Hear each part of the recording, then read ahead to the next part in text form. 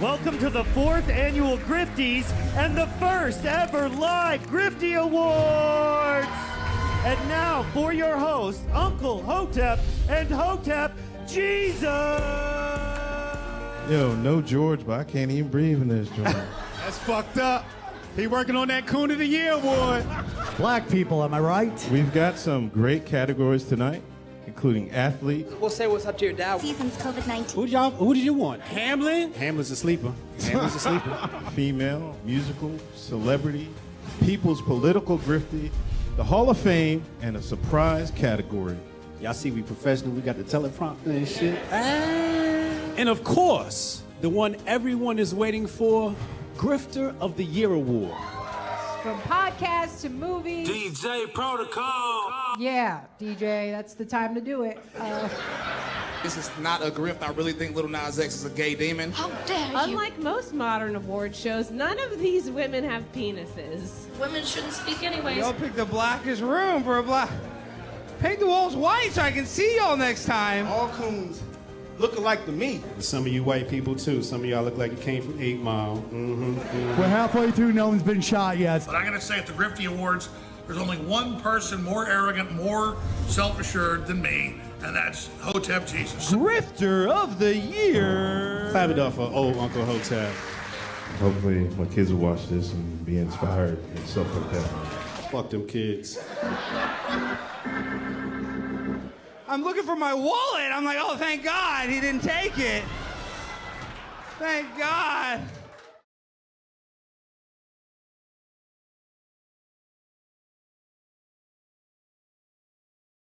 Oh boy, got a lot to cover today. The Grift Report starts right now. 2, 1, boom. Hotep Jesus. Of all the Jesuses I know, he's the Hotepiest. Social scientist and YouTube host, Hotep Jesus. How the fuck do you get a name like Hotep Jesus? The one and only Hotep Jesus. Ryan Sharp, better known to the world as Hotep Jesus. Hotep Jesus. Hotep Jesus. Hotep Jesus. Hotep, you're a genius. HotepJesus.com. Somebody said, what do you think you are, some kind of Hotep Jesus? Ooh, and that's I was good. Just like, ooh, that's sexy. Yes, I do think I'm Hotep Jesus. Good morning, good afternoon, good evening, or good night, depending on where you are in the world. Welcome to the Grift Report, live Monday through Friday, 2 p.m. Eastern. I'm your host at Grift God. Hotep Jesus. Hotep Jesus. Hotep Jesus. Hotep, you're a genius. HotepJesus.com. Oh, this a real Hotep brother. Hotep to the chat, Hotep to the Hotepistanis. Hotep. What's up, y'all? Lauren in the chat, Protocol, Heather, I see you, Dre, what up? Cannon, what up? I see Nerd in the chat. Nerd, look, man, your Drake takes are horrible. Abhorrent. We gotta lock you up 10 days in the gulag of Hotepistan for your trash Drake takes. You're on the side of Drake. That is not to be tolerated in Hotepistan. I'm gonna talk to the callers in a little bit and find out what your punishment is for being on the wrong side of this debate. I'm gonna need you to explain yourself in front of the court. Goldstein in the house. Oh, this a real Hotep brother. Because this is hugely disappointing. Hugely disappointing, nerd. Absolutely disappointing. Will the real Nerd Nash please stand up? Will the real Nerd Nash please stand up? My wife is a brave Jew. We stood alone at Yale University today. She wore no mask and was proud. Notice the horde hiding behind their masks. What the hell? We got a lot to cover today. In a little bit of time. I got word from one of our viewers who is potentially going to report live from NYU. So we're going to get some on the ground coverage of NYU and the protests. So stick around in the second hour so we can bring you that cutting edge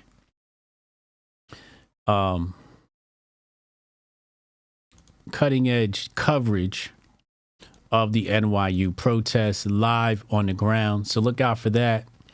Shout out to Spotless for being our on the ground reporter. let's get right to it. I don't want to waste a whole lot of time. Make sure y'all follow SuperDap AI on Twitter. New technology coming out.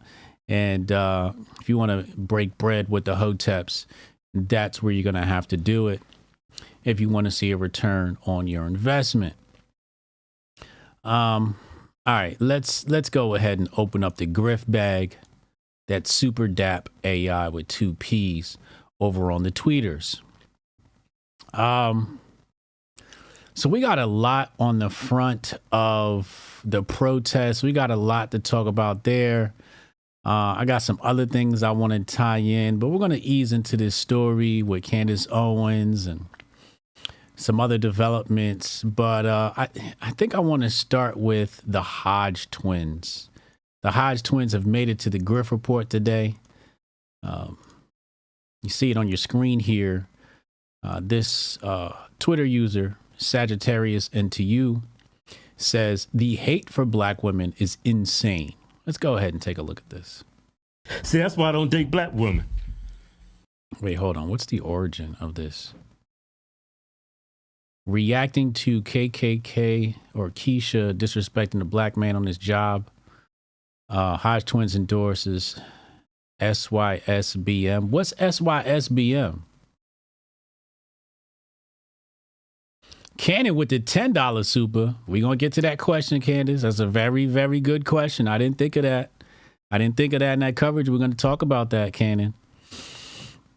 And they're 100 correct. We don't need black women to make black babies. Oh, my God. Let's take a listen here to what the Hodge twins had to say about our beloved black queens. See, that's why I don't date black women.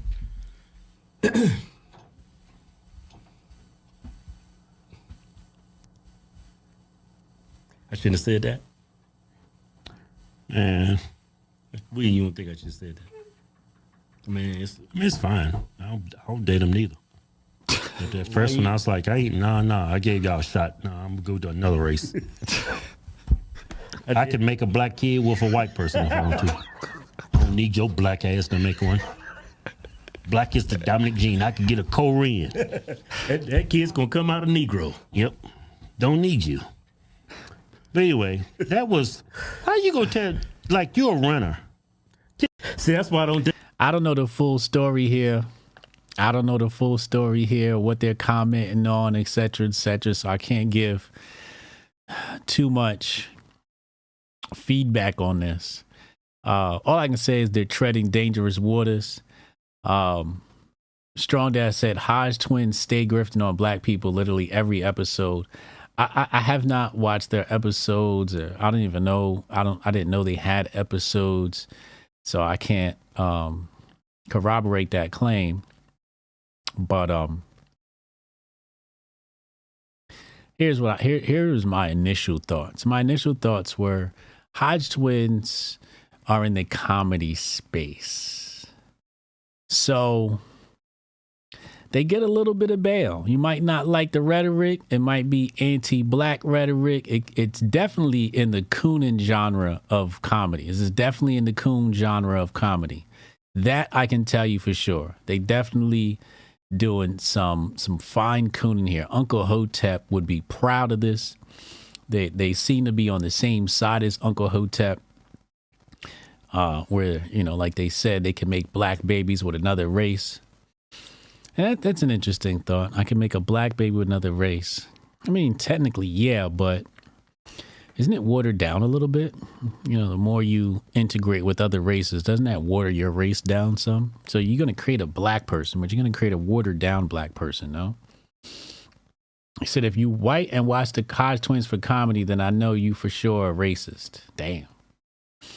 Well, so I'm not exactly sure what to think about this, because I don't know the story you're talking about. I remember an article published that said when it came to married men, black men die faster than the other races.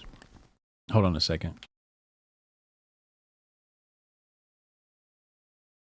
So my guess is the reason why black men die earlier than other races, I think, is has a lot to do with diet and the black diet and what women are feeding their men. That's my guess. My guess is that the diet is killing them. And what the women are feeding them. But I disagree. I disagree. I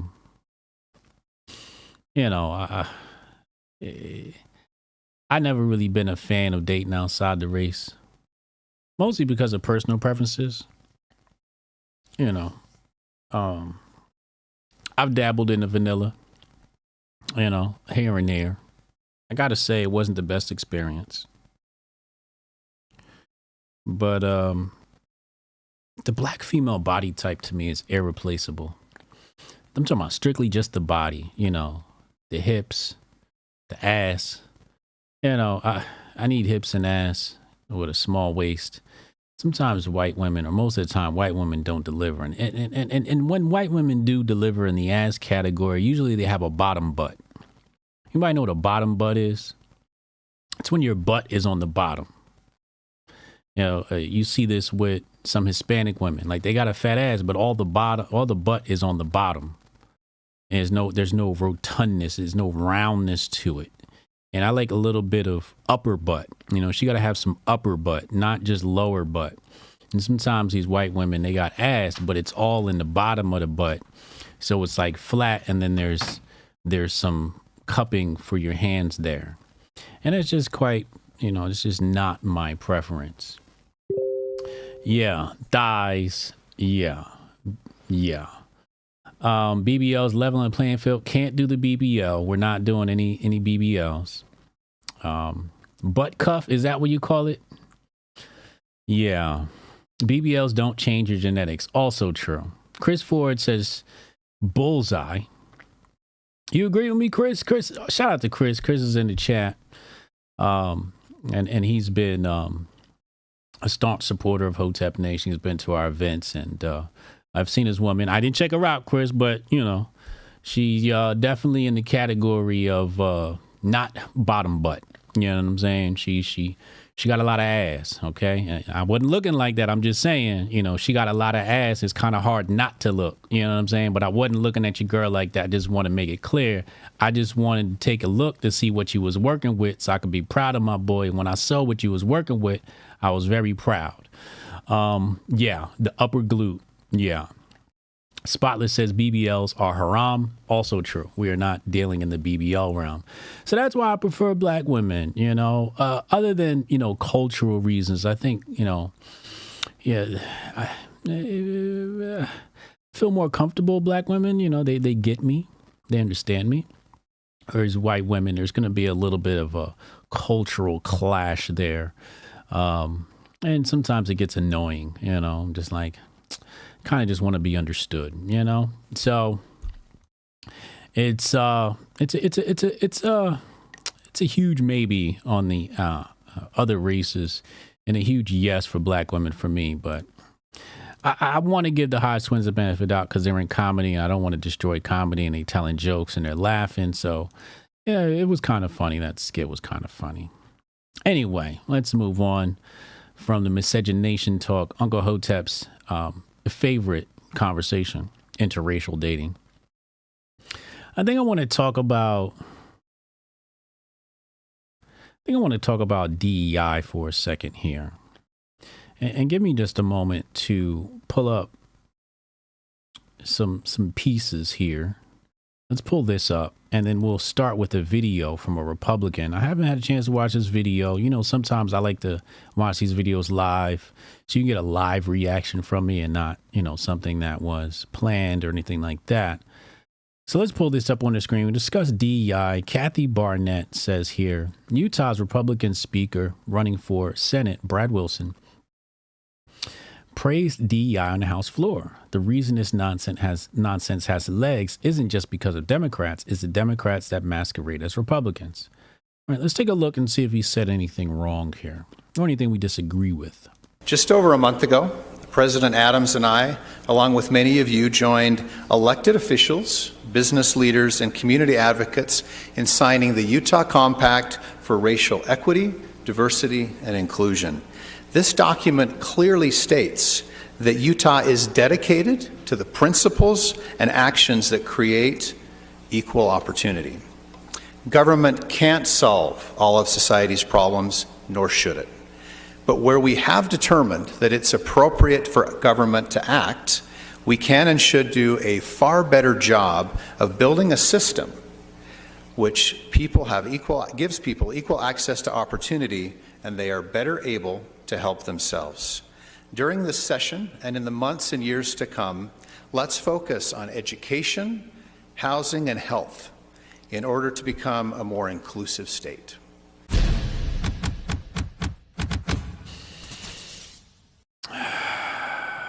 Here we go. Somebody said, what about the Latinas? Latinas are a go, as long as they don't got bottom butt. You know, bottom butt's only good for a night, not good for a life. If she got some upper butt, she might be a keeper. You know, we want a nice, healthy butt. Anyway,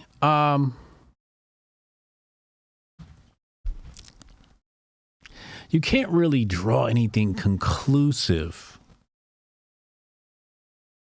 from that video. Like, you can't, really say, oh my God, DEI, I didn't see anything in there other than the fact that he used those keywords, diversity, equity, inclusion, all of that shit, the typical liberal hoopla or jargon. And you'll see where I'm going with this in a few. Let's first pull this up on the screen. I'm going to show you something. I'm going to show you two things. I'm going to show you what I'm putting on the screen. We'll have to flash back into the past. Do a little bit of a history lesson here. So here we have Chalkboard Heresy. It says, we're winning when they're advertising to revitalize DEI with a rainbow-haired man.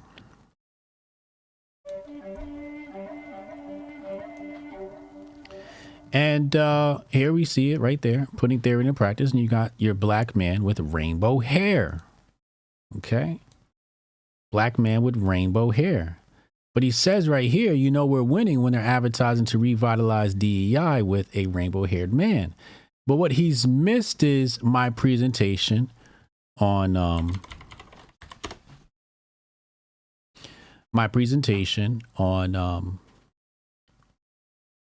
DEI and who DEI benefits. Let's see if we can pull that up here. I got a lot of slides and I'm sure it's in here. Oh, wait, where did I put that?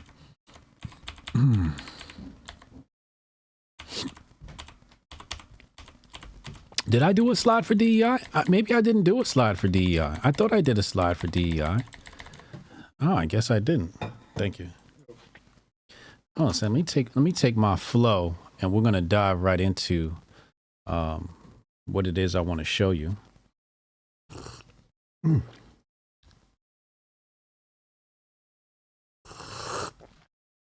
I think Rudy just summed it up really well right there. He said DEI is the gay agenda, period. And that's my point. When he says, we're winning when they show this rainbow hair, and I'm like, this is what the conservatives didn't get from the very start, that I had to do a presentation on DEI. I did a whole, episode on this, is the fact that DEI is not about race. At least not when the liberals talk, or the so-called liberals talk about it. This is about the rainbow agenda. So when he thinks that they've made a pivot to rainbow, no, this is what it's always been about. It's about, and again, when you talk about DEI, I said DEI does not benefit conservative straight males, no matter what color you are. It's not going to benefit you. This is for, if you're a man and you're black, you better have rainbow colored hair. You better look like this guy. This is who DEI is for. It's not for me. It's not for the viewers of the Grift Report. It's for the rainbow. That's what DEI is for. So when they try to play the whole black card, I'm like, bro, we in the same boat, white man. At least in regard to this subject matter, we're in the same boat. They don't want straight, strong, masculine men around.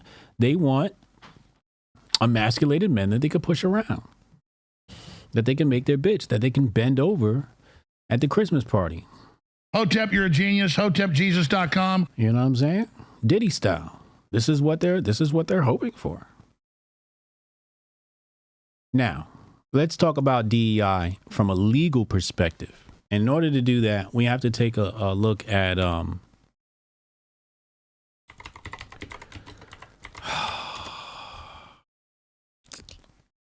here we go. It's funny that there's two Browns. This is why I always forget her name. Show of hands in the chat. Have you ever heard of this woman right here? See, I almost said it again. I almost said Ketanji Brown Jackson. Janice Rogers Brown. Has anybody ever heard of Janice Rogers Brown? Thumbs up if you have. Thumbs down if you have not in the chat. Let me know if you ever heard of Janice Rogers Brown.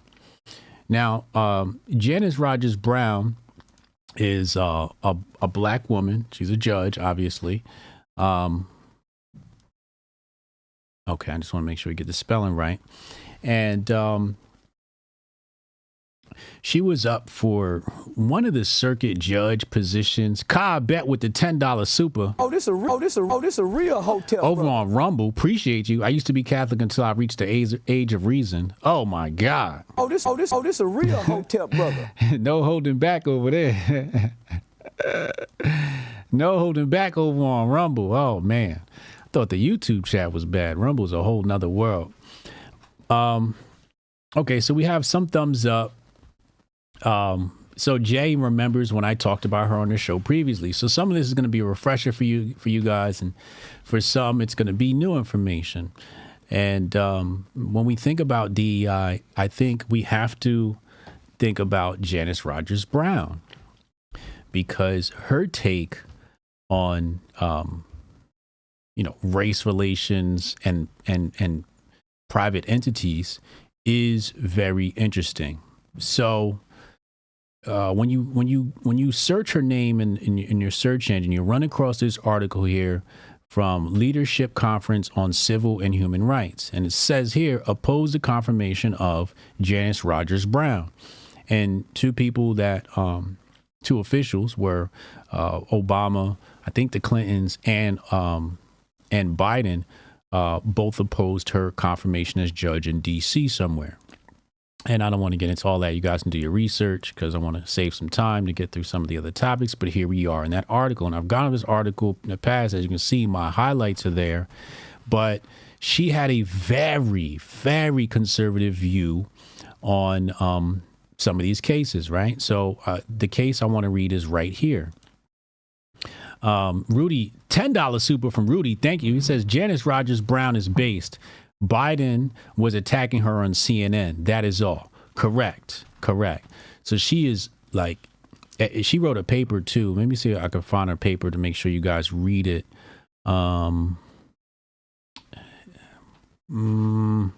It's probably linked in this article. Anyway, let's come back. But she wrote about conservatism, and it was extremely conservative. Like, she's like a radical conservative compared to conservatives today. She's a radical conservative, right? So let's listen. So it says, Brown's opinions on civil rights and discrimination cases are perhaps the most troubling part of her record, revealing a blatant disregard for judicial precedent and a desire to limit the ability of victims of discrimination to sue for redress. So it says here, Aguilar versus Avis Rent-A-Car Systems. The trial court found that the employer had violated California Fair Housing and Employment Act by creating a hostile work environment through the use of racial slurs directed at Latino employees. On appeal, the California Supreme Court upheld the lower court's remedy that prohibited the use of racial slurs in the future, holding that prevention of such speech was not a violation of the employer's First Amendment rights. Brown dissented and argued that the First Amendment protects the use of racial slurs in the workplace, even when it becomes illegal race discrimination. Brown's dissent virtually ignored several Supreme Court precedents.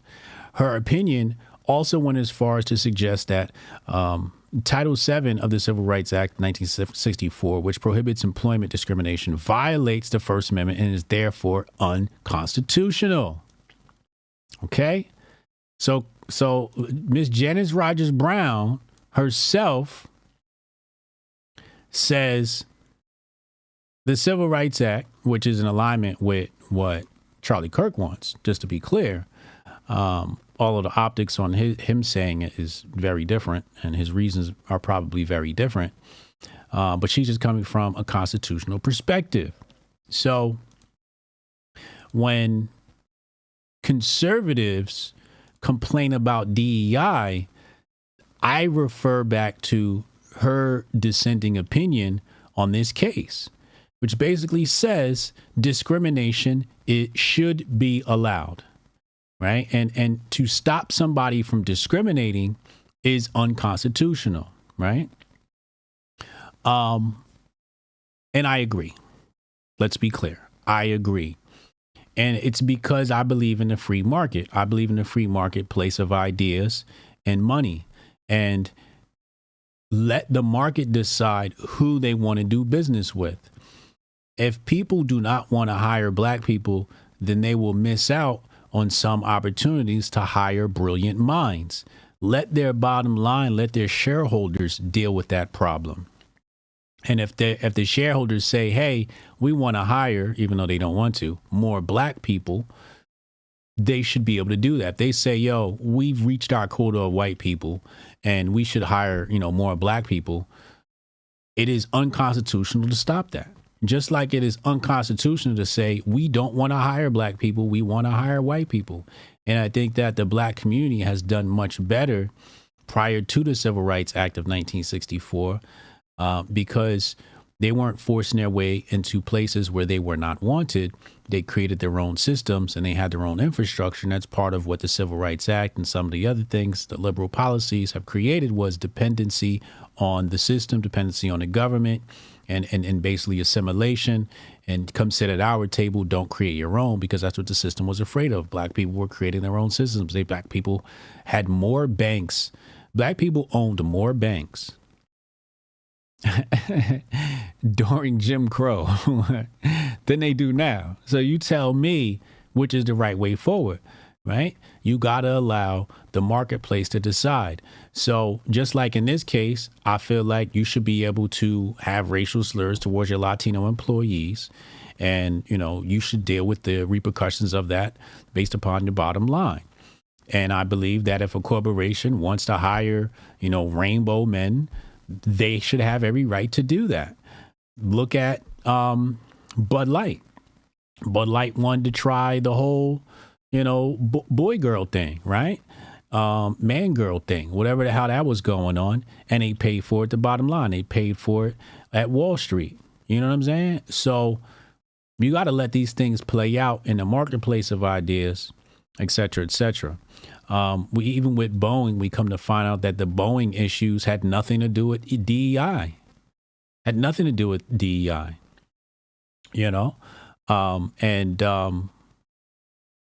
But that's what it's been blamed on, right? And you guys seen the testimony from the gentleman in Congress who talked about, some of the practices over there, Boeing, and a lot of it was about meeting speed quotas. How fast can we produce these planes, and not so much about, hey, can we get Tyrone a job? So they're placing DEI and using it in the wrong places when in the marketplace of ideas and products and business and corporations. You got to let that shit rock. Let them burn.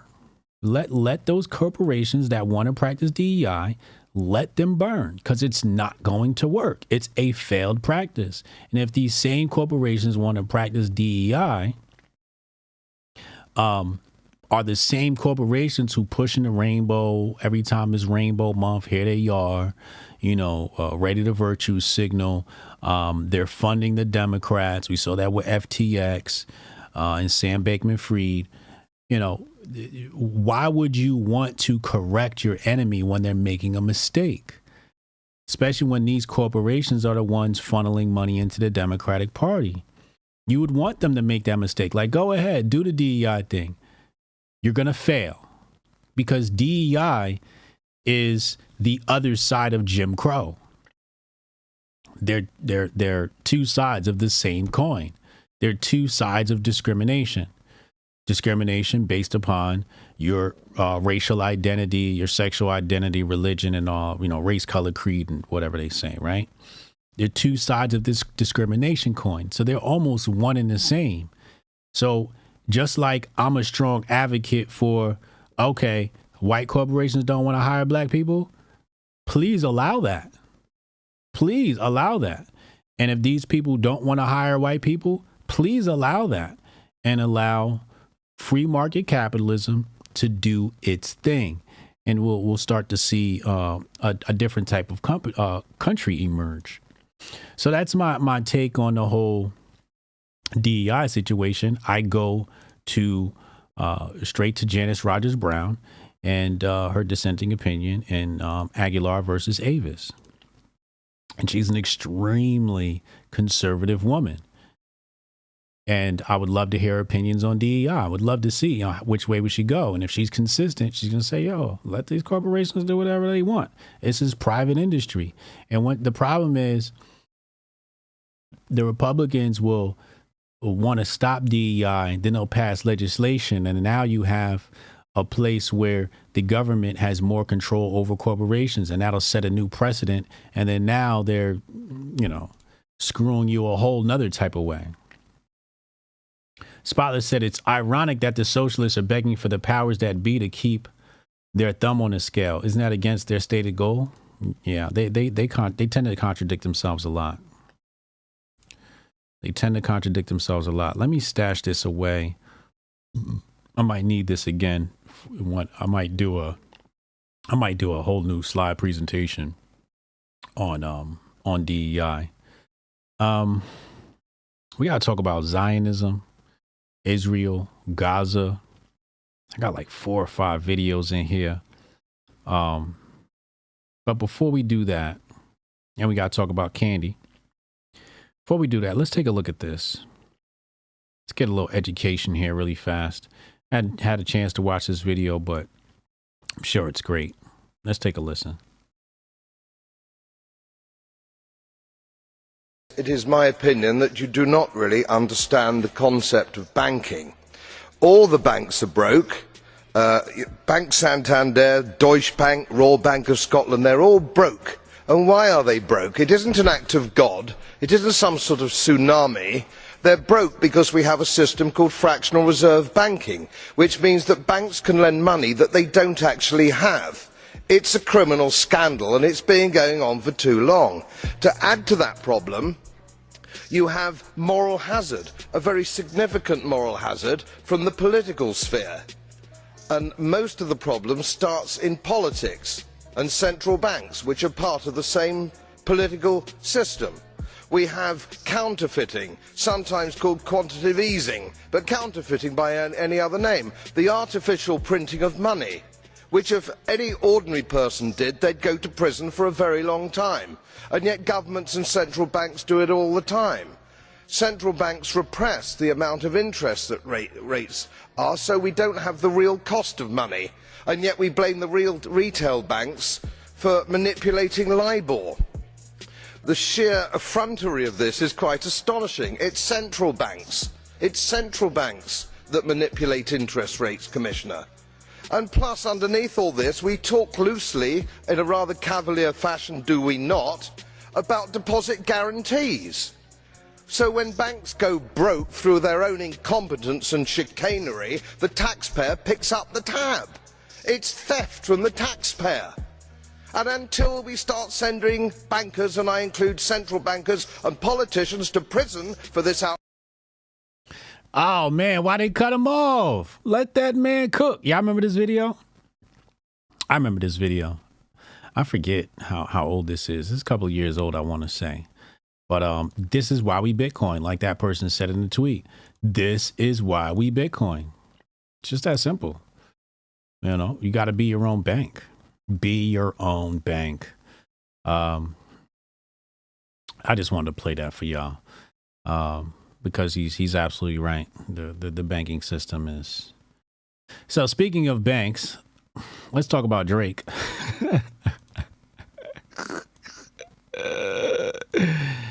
Look at this clip that leaked. So Full disclosure, we have two Jews having a conversation about being Jewish.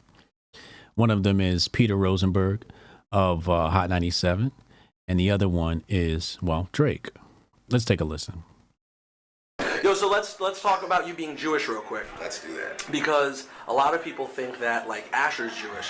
Right. He's not. His dad's Jewish. He doesn't really identify. All loves to Jews, but he's not Jewish. Yeah. You, on the other hand... But he wasn't there. He didn't read his portion, first of all. You didn't have a bar mitzvah. Come on. Are you serious? You had a... Hold on, ladies and gentlemen. Just tell... You don't understand how big you're about to be in the Jew world right You don't understand how big it is. Yo, First of all, I live in an all-Jewish area. So Where? I went Where to is that? Forest Hill. Okay. I went to a predominantly Jewish school growing up. I definitely had a bar mitzvah in an Italian restaurant, mind you. My lord. Yeah. A nice Italian restaurant? A very nice Italian restaurant. The song of the night was Backstreet Boys' I Want It That Way. You are younger than me. Yeah. I forget about that. Yeah, man, I was in there. I was in synagogue. I had my yarmulke on. Hebrew school, the whole nine? You did? No Hebrew school? I cheated. I didn't really. So you just did that? No. Your Your parents are nice. Yeah. So they let you do the bar mitzvah without having to do the fucking Hebrew school. So your mom's Jewish. My mother's Jewish, and you know we have great Jewish dinners like Rosh Hashanah and Yom Kippur. First text message you ever sent me. Good Shabbos. Yep, good Shabbos. He kept it real. Yep. Have you gotten approached yet by like the Jewish media yet? No, I haven't gotten approached by the Jewish media, but somebody today, who I won't mention, was like, you know how big you're gonna be? And I was like... Wait, was that me 5 minutes ago? I remember saying that. Somebody's like, you know how big you're gonna be? And he's like, this has never happened before. It's like every Jew is going to just like really embrace. Well, here's the thing. There are Jews like my dad who like cling to like the biggest reaches. Yeah. Like, you know who's Jewish? Matt Damon. I'm like, no, he's not, Dad. He's definitely not Jewish. And like people reach, and the fact that you actually identify, that's gonna be like, that's gonna be big. Yeah, it's gonna be pretty. You're doing something that I could never do. Hit the like button. Hit the like button if you're enjoying the show. Please hit the like button if you're enjoying the show. Lauren says when keeping it real goes wrong. I just wanted to present that without comment. Nerd Nash did have some interesting takes. He said this was going to turn into anti-Semitic attacks against Drake, this whole beef. And, you know, Uncle Hotep on the show last night, you know, he brought up this whole, you know, we talked about this whole hip hop beef, and he said Drake's never really been a part of the agenda. And I said, I had to correct him. I said, this is his pivotal moment where he is now a part of the agenda. Because do you think that all that stuff in the Middle East and all this hoopla around hip hop is not part of the agenda? Let's continue here. Let's continue and down this rabbit hole. We got another video I'm going to play here.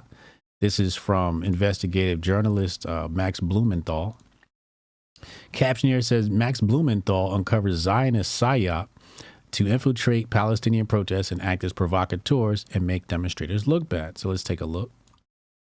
Yo, I thought this was really interesting and I wanted to make people aware of it before I go to sleep. So there have been a few instances lately of Palestinian protesters at Columbia holding up really offensive or provocative things. Like this person holding up a sign that says Al-Qasam's next targets in front of some Israeli counter-protesters. And of course the media loves to take images like this and try and associate these kind of protesters with the protests as a whole. And the journalist Max Blumenthal found something else that's pretty interesting. This is a Zionist organization that's offering to pay young Zionists who are... Hold on. What does that say? Shirion.org? Let's fact check this. All right, here we go. Shirion.org, here we go. Bounty paid $1,500 to protect Yosef Haddad. Damn, they throwing out checks. Wait, what does that one say? Operation Global Insight.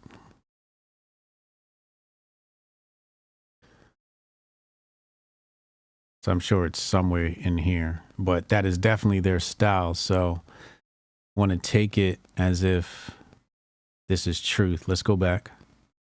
Are willing to wear keffiyehs and walk into demonstrations masked. What's keffiyehs? Is this the keffiyeh? With their faces completely covered. just Jabari, what's the kafir?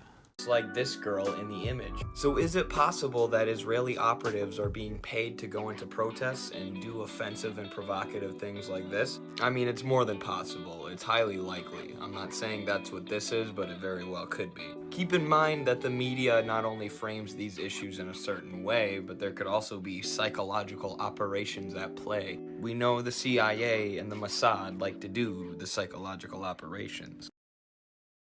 All right, let's go to the next video. Got a lot to show you today before we talk about candy. Let's go back in the bag. Check this out. So we saw that video, and then now we get this one. Let's put this on the screen. Here we go.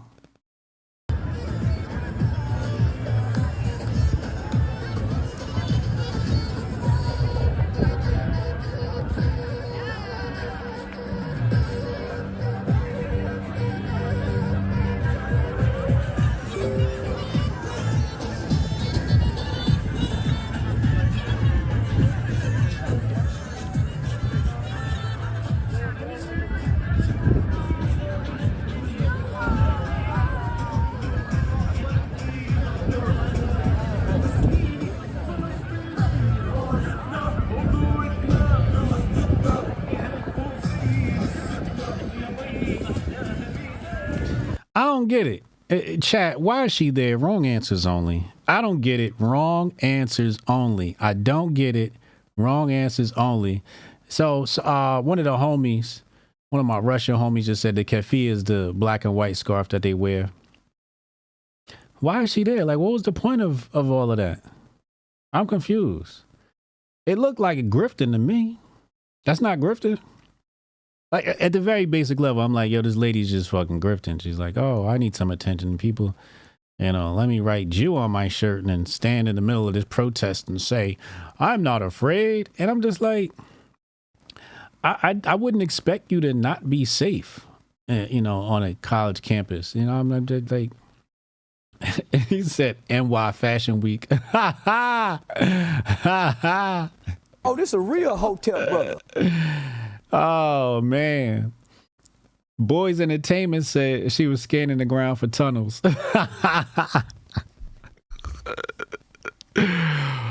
Oh, man. Distraction with a cuck grifting husband. She's trying to pick up a brother. Took the wrong tunnel exit. It's the beginning of her villain journey.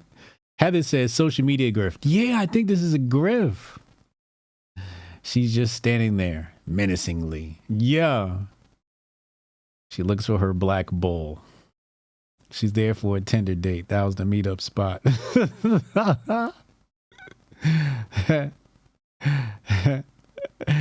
He out there walking in circles with the camera. Tari says she got tunnel vision. You guys are all racist. I condemn all of you. I'm calling the ADL on all of y'all. Active provocation brings out the best in everyone.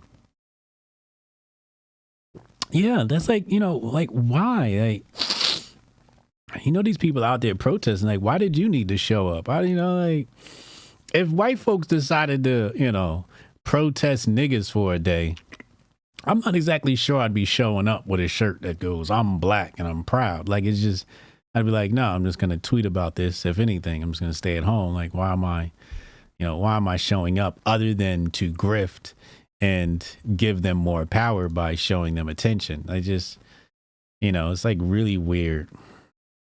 Even to do Ross. Remember yesterday we had Ross, we had Demick down at ground zero of the Columbia protest.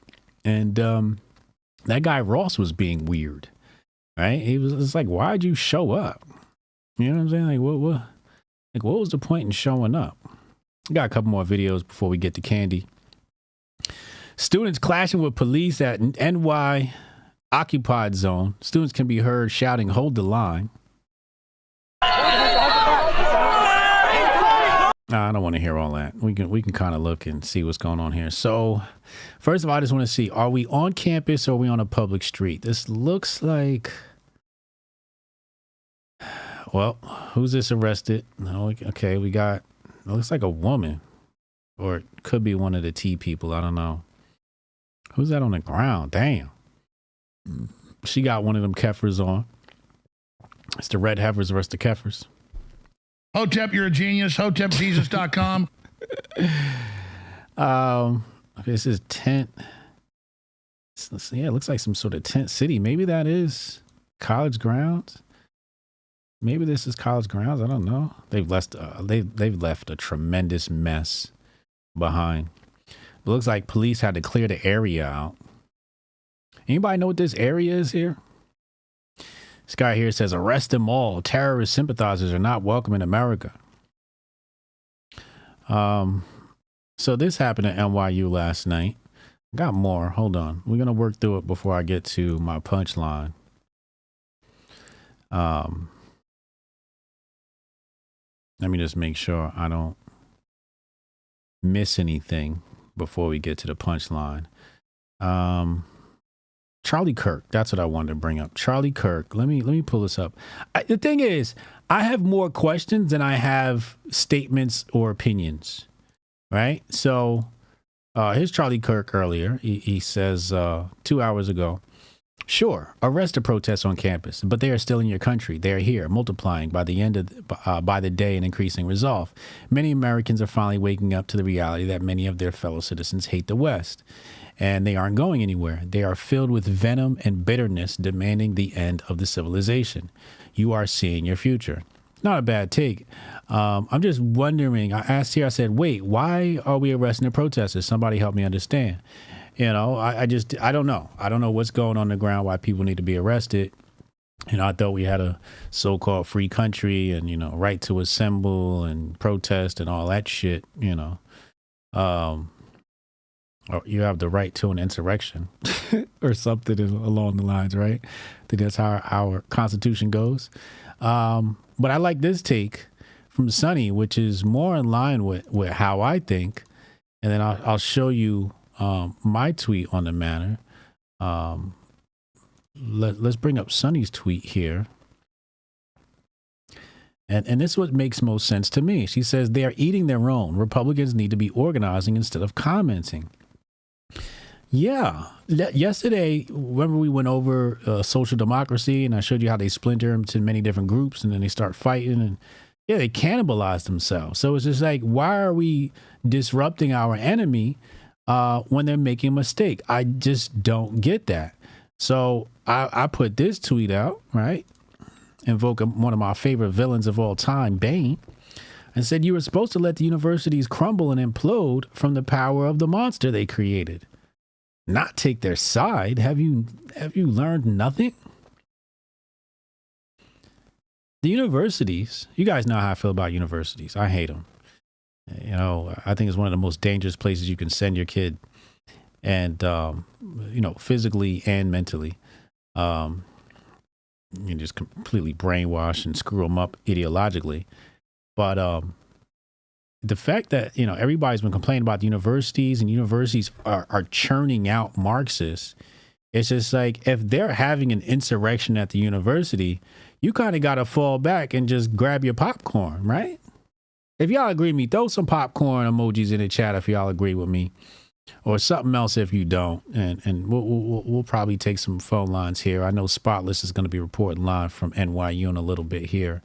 But yeah, you know, if anything, you guys should be celebrating. Like, look, they're cannibalizing themselves. Ha ha ha! Like, laugh, get your popcorn out, and enjoy this, right? Like, that's how I looked at this. It's just, you know, I think sometimes the conservatives are so, I should say, let me not say conservatives. The red wokes are so beholden to the grift. The red wokes are so beholden to the grift that they've got to pick a side, right? Because picking a side is how they make their coins. There's no room for nuance or any real critical thinking. He said it's a op. Yeah, it could be a op. So the red wokes, is like, oh my God, arrest the protesters. It's like, I get you disagree with them, but are you seeing, can you zoom out really fast and just see like the program of brainwashing kids is being disruptive? You kind of want to let that continue, no? Carlos says, liberalism eats its participants before it evolves. Exactly. So, yeah, I just don't understand. Now, some people have said, they're not letting Jewish people in, but there's Jewish people a part of the protest. Some people have been attacked. Now, I understand, okay, you want to arrest somebody who's attacking people? I totally get that. I have no problem with that. We don't want anybody getting hurt. We don't want physical violence. We never want to condone that. But still in all, outside of those things, just don't understand. Anyway, let's talk about our feature story of the day. Tastes like candy. Cannon Hotep with the $10 super.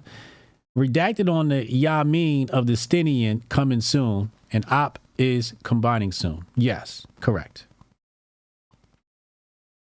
It's boiling now. It's starting to boil. And at some point, that lid is going to bust. And something is going to happen. Now, here's a tweet from Candace. Recently, I made a decision to go home. There is, of course, now home, I think she means London, right? Or maybe not. There is, of course, so much more that went into this decision and that I plan to share in the future. But for now, praise be to God for his gentle but relentless guiding of my heart toward truth. So do not fear, for I am with you. Do not be dismayed, for I am your God. I will strengthen you and help you. I will uphold you with my righteous hand. I do not fear. Christ is king. Now, here's where shit gets spooky. Y'all ready? Look at the photo. Tell me this photo ain't mad spooky. Is this not spooky? This not? All right. So for the beginner Hoteps in the back, let's pull this up on the screen. I got to lean to the side so my back doesn't hurt so much.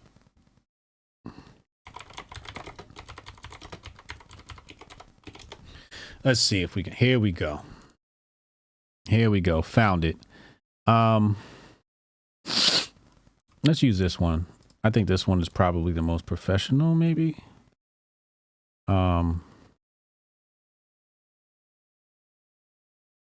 is this one? Yeah, let's use this one. It gets the point across. All right, here we go.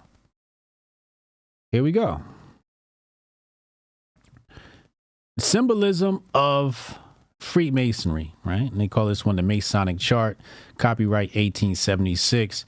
You see the checkered flag, and then you see the pillars. The checkered floor, then you see the pillars, right? You guys see that? So we go back. Not only does she have the checkered floor, what makes it spooky are the pillars. It's the actual pillars. She's got the checkered floor and the pillars, and she's walking through it. Like it feels like symbolism that she's passed through, right? Passed through the pillars, which means she's like entering a new era, a new chamber. When you become an initiate of these mystery schools, you pass into new chambers, right? And the further you get, the deeper you get into the chambers. So it seems like this symbolism here of the checkerboard, along with the pillars, along with her passing them and walking with her, it seems symbolic of some sort of next phase for Candace Owens. Now, one thing I got to say about Candace Owens is when she finds a grift, she hugs it. She is dedicated to the grift. When she locks in on the grift, she's going to squeeze the juice out of that grift. She's going to go all the way in, because for me, and maybe it's just me, right? And I know women are different, but like if I went and I got saved or whatever, and I went and got baptized, you know, I might record it and take some pictures, but I don't know if it's something I would share with the internet. I think something spiritual like this I'd want to preserve. But again, I'm a very private person, so I preserve a lot, you know. I got pictures of me and the homies at events and shit that they're like, yo, what happened to the picture? I'm like, you can't have it. It's mine.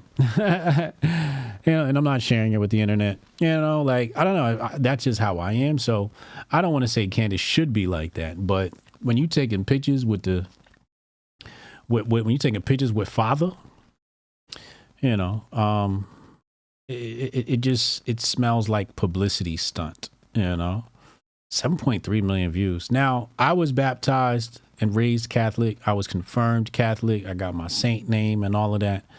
So technically, Candace and I are of the same religion, although I don't practice Catholicism anymore. Now, Candace made a great point earlier. Let's see if we can pull this up. Candace said, Candace isn't praying to Jesus. Instead, she's praying to his mom. And that's true. In Catholicism, they worship Mary and not Christ. So either she not grifting right or not following their, something's off. Something's off. She's going to have to move her rhetoric to praise Mother Mary. Now, anybody in the chat, you correct me if I'm wrong, but I'm pretty sure, you know, Mother Mary is the one. In fact, if we zoom in on this picture right here, let's see if my eyes have not failed me. Right? What do we see right here? You see it? Let's zoom in. Who is that? Oh, shit. That's Mother Mary. Got a portrait right there with the baby. Mother Mary. This is a key staple in Catholicism. That's wrong. No, they honor her. They don't worship her. Okay. Worship's probably the wrong word. You can say honor, but you see it right there. You see it right here. So worship, honor, whatever word you want to use, they go marry. They pray through her to intercede with Jesus. Oh, okay. So you gotta pay respect to the mother, though. You gotta pay respect to Mary, right? She's a big part of this. She's a huge, huge part of this. You know? So, you know, whether you say worship, honor, pray through, whatever, you got to recognize that woman. You got to recognize the mama, the big Amma energy. Do you know what hail means? What does hail mean? Hail Mary, full of grace. What does it mean?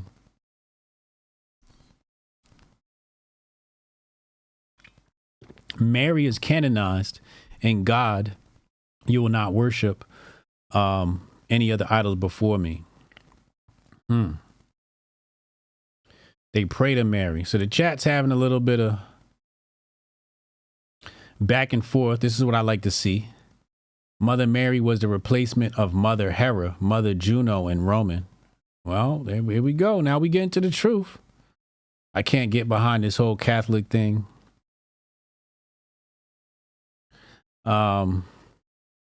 We got a little scuffle in the chat. Hail equals summoning in that usage. Really? Okay, yeah, that would mean summoning in that usage. Absolutely. Like hail a cab for me? Yeah. There's a reason Jesus never called Mother Mary. He called her woman. Interesting. So, you know, again, you can see from all the debate in the chat that Mary is an important part to all of this. So I just hope, you know, if she's going to be Catholic, you know, show some love to Mother Mary, you know, show her some love, you know, that's all I'm saying. But Goldstein had a wonderful take. He said, Candace Owens is going to be, the de facto leader of Christian nationalism and white Christian nationalism specifically. And she's moving like right into that position quite nicely. Rudy said, Catholic churches are beautiful. The religion and the Pope are pure evil and corrupt. Joel Osteen can hold a candle to the corruption of the Catholic Church. Damn. Oh, this a real Hotep brother. Damn, Rudy. Shit. They have beautiful architecture. It's not my style architecture, but you got to respect good work when you see good work. And I've always been fascinated. Like I said, I was raised Catholic, so I was always fascinated. I'd spend at least half a mass just like taking in everything. Like, wow. Even like the stained glass windows, I would just stare at one of the stained glass and just like sort of dissect it. And yeah, it was very, very interesting. She gave birth to the King of Kings. What's wrong with honoring her? Yeah, we can't honor her. See, the thing is, Catholicism is only the backwards grift for an exclusive American grift. Catholicism is the more global grift choice. She grifting for the globe. Oh, shit. Oh, this a real Hotep See, brother. I ain't want to say it, but now that y'all spilling the beans. Yeah. Because she could have, praised Christ in many different ways, but she went right to, the top of Constantine's power structure and said, I'm going Catholic. Hold on. Okay, Candace said he wants to call in. Let's go ahead and head to phone calls. I'll be right back after this short, brief commercial message. About 2 minutes, and let's get some phone calls in. I know we're gonna have Cannon and Spotless is gonna do some reporting from NYU protests. So I'll be right back after this short, brief commercial break, if I can find it. Welcome to the 4th annual Grifties and the first ever live Grifty Awards. And now for your hosts, Uncle Hotep and Hotep Jesus. Yo, no George, but I can't even breathe in this joint. That's fucked up. He working on that Coon of the Year award. Black people, am I right? We've got some great categories tonight, including athletes. We'll say what's up to your dad. Season's COVID-19. Who did you want? Hamlin? Hamlin's a sleeper. Hamlin's a sleeper. Female, musical, celebrity, people's political grifty, the Hall of Fame, and a surprise category. Y'all see we professional. We got the teleprompter and shit. And of course, the one everyone is waiting for, Grifter of the Year award. From podcasts to movies. DJ Protocol. Yeah, DJ, that's the time to do it. This is not a grift. I really think Lil Nas X is a gay demon. How dare you? Unlike most modern award shows, none of these women have penises. Women shouldn't speak anyways. Y'all picked the blackest room for a black. Paint the walls white so I can see y'all next time. All coons looking like to me. Some of you white people too. Some of y'all look like you came from 8 Mile. We're halfway through. No one's been shot yet. But I'm going to say at the Grifty Awards, there's only one person more arrogant, more self-assured than me, and that's Hotep Jesus. Grifter of the Year. Clap it up for old Uncle Hotep. Hopefully my kids will watch this and be inspired and stuff like that. Fuck them kids. I'm looking for my wallet. I'm like, oh, thank God he didn't take it. Thank God.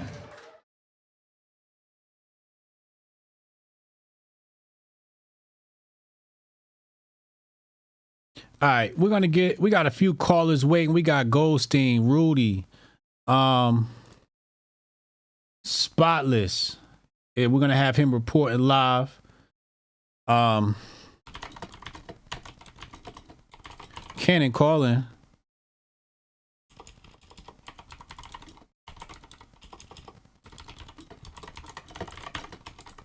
I'm communicating with Spotless. He on the ground at NYU. He at the protest. And we're going to get some live reporting from Spotless in just a second here. Let's talk to Cannon. Call from Cannon. Cannon, what's happening, bro? What's up, y'all? What's up? Nothing out here trying to get some air conditioning fixed in this truck. Will it get too hot? All right. What you got to add to today's conversation? So, a couple things. First thing is, we about to have an event happen. I'm telling you guys. We got to have some kind of St. George event. Y'all know what I'm talking about. We're going to have there's going to be a redacted cop boot on the neck of somebody with a hijab or something. I think that's what's about to go down. Or something along those lines. Yeah. They need a martyr. Yeah, there's always going to be some martyr going into elections. I wonder who that's going to be. Yeah, exactly. You know what I mean? So I said that last night on my show. Like, it's a lot of grifting going on, but we starting to see things boiling and coming to a head. We're about to see a whole event happen. Yeah, I agree. Yeah. And then other thing is that, like you said, Candace, I think she grifting backwards. Like, she quoting Bible scripture, and then she talked about she becoming a Catholic. You know, God said, you know, you don't worship other idols other than me. You know, I'm paraphrasing here. Yep. You know what I mean? You don't worship false idols or idols other than me. And that's what Mary is. And she's an idol. She's been Canaanized. Right? You praying to Mary, but Jesus said you go away to a secret place and you pray to my Father who knows all things. That's what he said. He never said pray to my mother. He never called Mary mother. He called her woman. Find me one instance in the Bible where he called her mother. He called her woman every time. You know why? Because people don't understand is Jesus, the Holy Spirit, and God are the same person. They're the same. The Father, the Son, and the Holy Spirit are the same. Why would God call Mary mother if there wasn't his mother? Right. Jesus was God. He called her woman. He never said pray to my mother who knows all things. He said pray to my Father who knows all things. But you got the Catholics praying to Mary, you know, hoping that if you pray to his mom, he'll hear you. No, he said pray to my Father, and then pray in Jesus' name. So that's why you hear people say in the name of Jesus, or at the end of the prayer, they say in Jesus' name. You're praying to the Father and using Jesus as the intermediary. He was the intermediary. Yeah. You know, when he got crucified, he was the intermediary for us in our sins. So I think Catholics get it wrong. I mean, I'm not saying that any religion that make you a better person, I hear you, more power to you. But you got Candace quoting the Bible, but then she in a Catholic church, which I think is kind of like is ass backwards, in my opinion. Now, is she doing it for the grift, or is she doing it because her husband Catholic? I don't know. You know, so we'll see. But also in the Bible, also says you can't be unequal. Well, they say you can't be unequally yoked, but they prefer you to not be unequally yoked, meaning that you and your spouse have to worship the same God. But it says even if you're unequally yoked, stay married to your spouse because they're saved through you. I got you. But yeah, so it's just real interesting that she chose that. So I was laughing when I was like, all right, so she's saying she quoting Bible scripture, but then she praying to Mary. She went to the power structure. She did go to the power structure. She probably was at the Vatican. But I thought she was gonna do the whole Pope situation. That's probably later this year. But her husband's Catholic too, so that could have a lot to do with it. I'm sure he's got connections. But yeah, she's all in, man. She's all in. Yeah, so like I said, man, it seemed weird to me, and I seen everybody arguing in the chat. I'm like, nah, yo, it's one thing straight. You're not supposed to pray to Mary. She's not what the Bible said to pray. So the Catholics got it wrong. Yeah, they got it wrong, straight up. Praying to his mother. Damn. All right. All right. Anyway. Let me get some more calls in here because we got some live coverage down at NYU. So we're gonna be going to that soon. All right, appreciate you, bro. All right, get the hoses out, y'all. All right. These niggas say get the hoses out. Let's get Rudy and Goldstein in here real fast. Who is this? Oh, this is beautiful, Renee. This is beautiful. I love this. I love this. Oh, this is great, Renee. Let me save this now. Where should I save this to? We'll save it to the Syscoin folder since it's related. Good stuff. Thank you, Renee.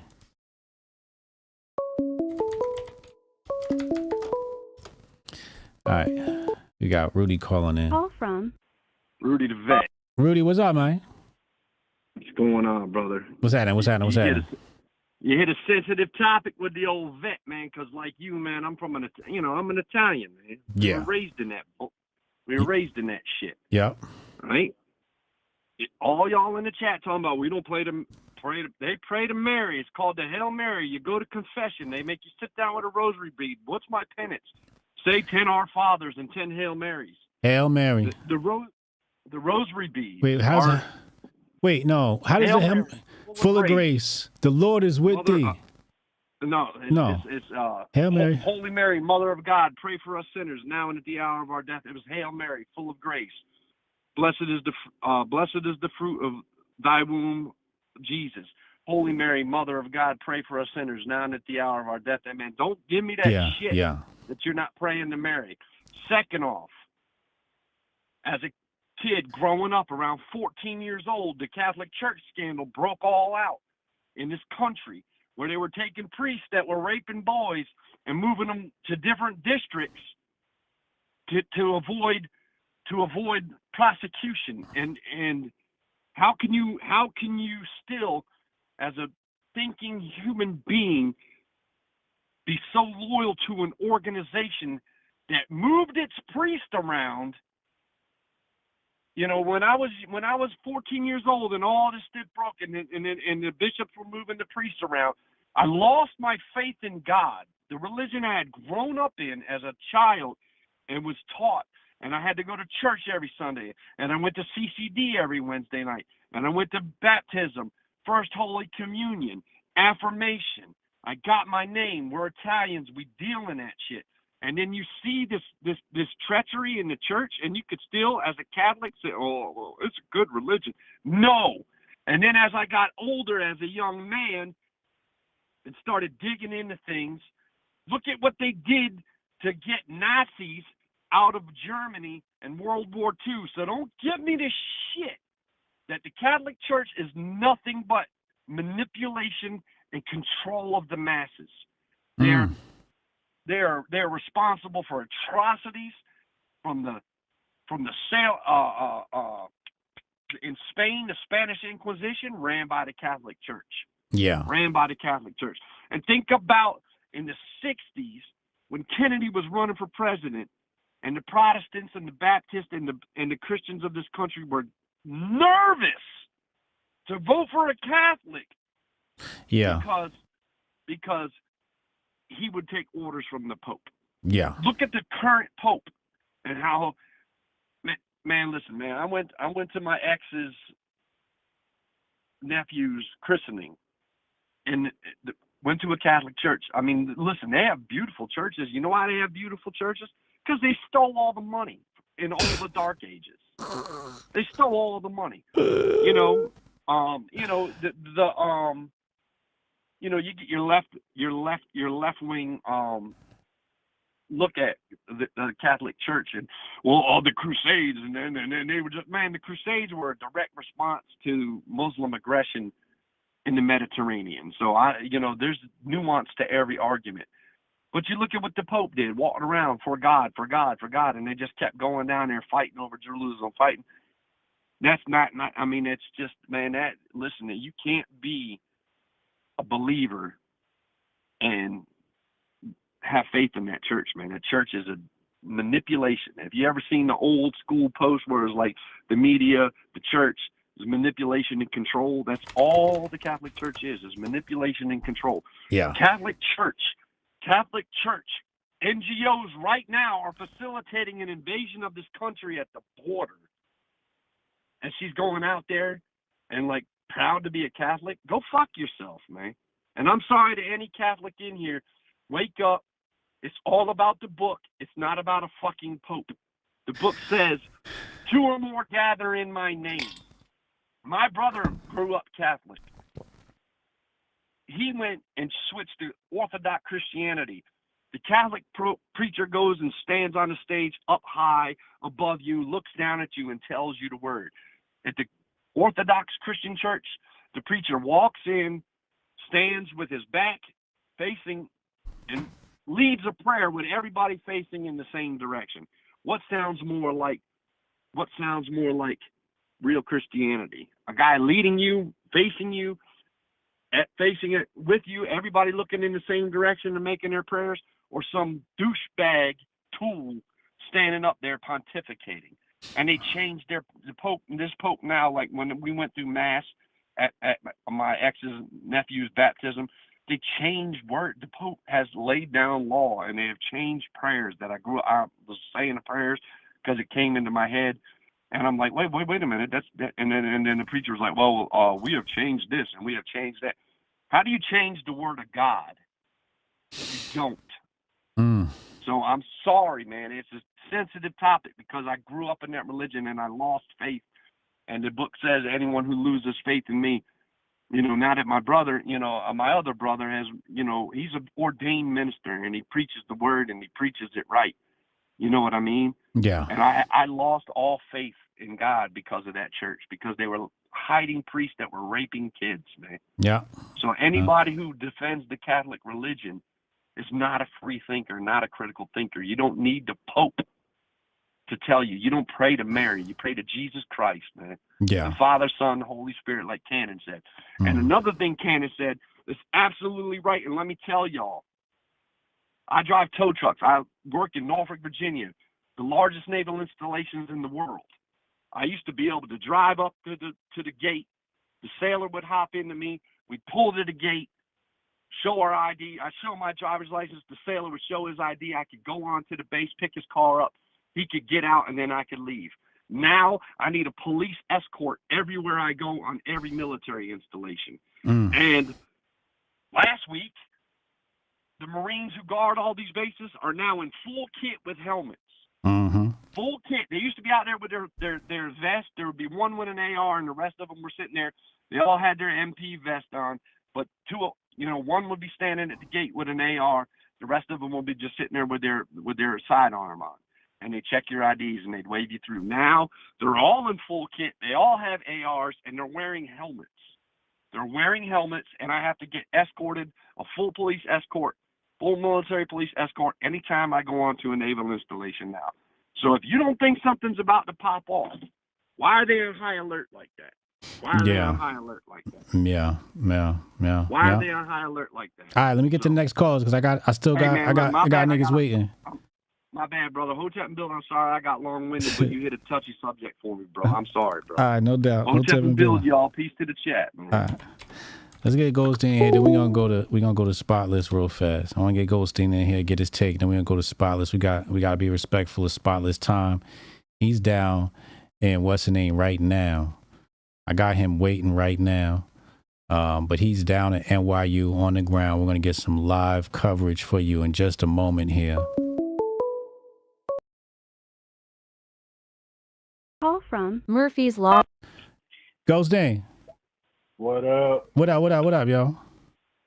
Oh, same old shit, man. Watching it all burn. Yeah. I got Spotless waiting in the wing. What you got for us today? First of all, shout out to the nigga with the rainbow dreads at the beginning, because right now, for a fact that nigga consciously is mad as fuck that he didn't get to rock that first. He stole his whole Shout flow. out to him for taking that. He stole his whole flow.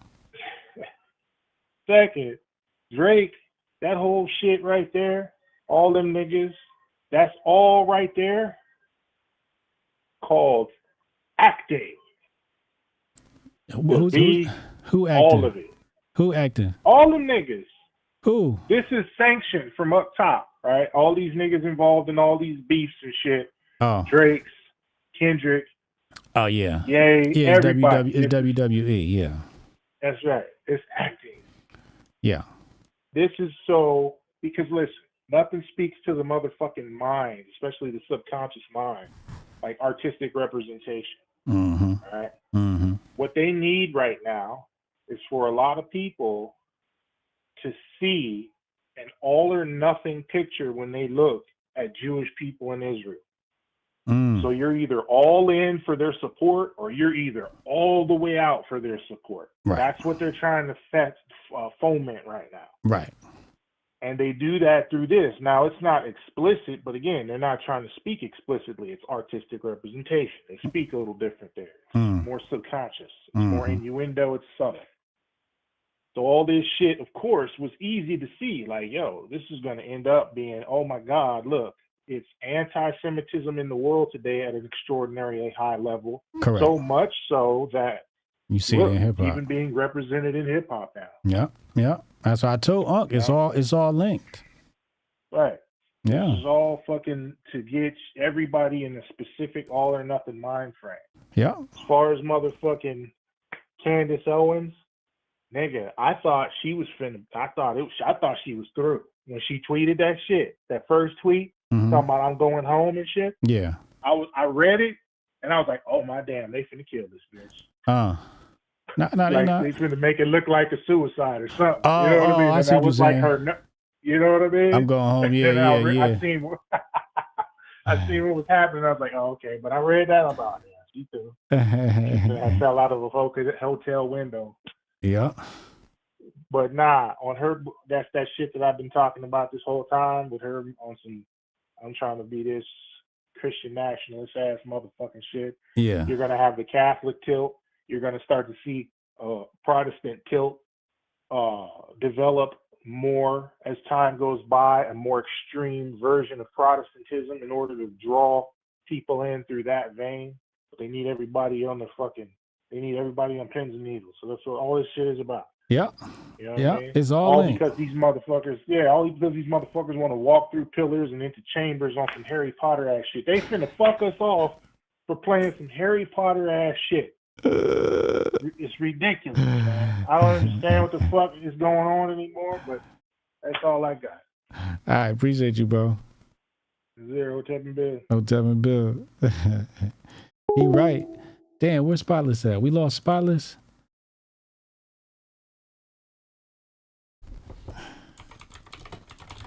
Hold on, we let's get Spotless in here.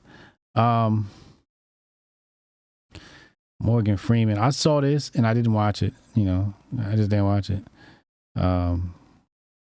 He's in the middle of an interview that millions of people are going to see and going to ask him about Elon Musk. I would expect him to say something positive. It's fucking Morgan Freeman. Good for him. Here we go.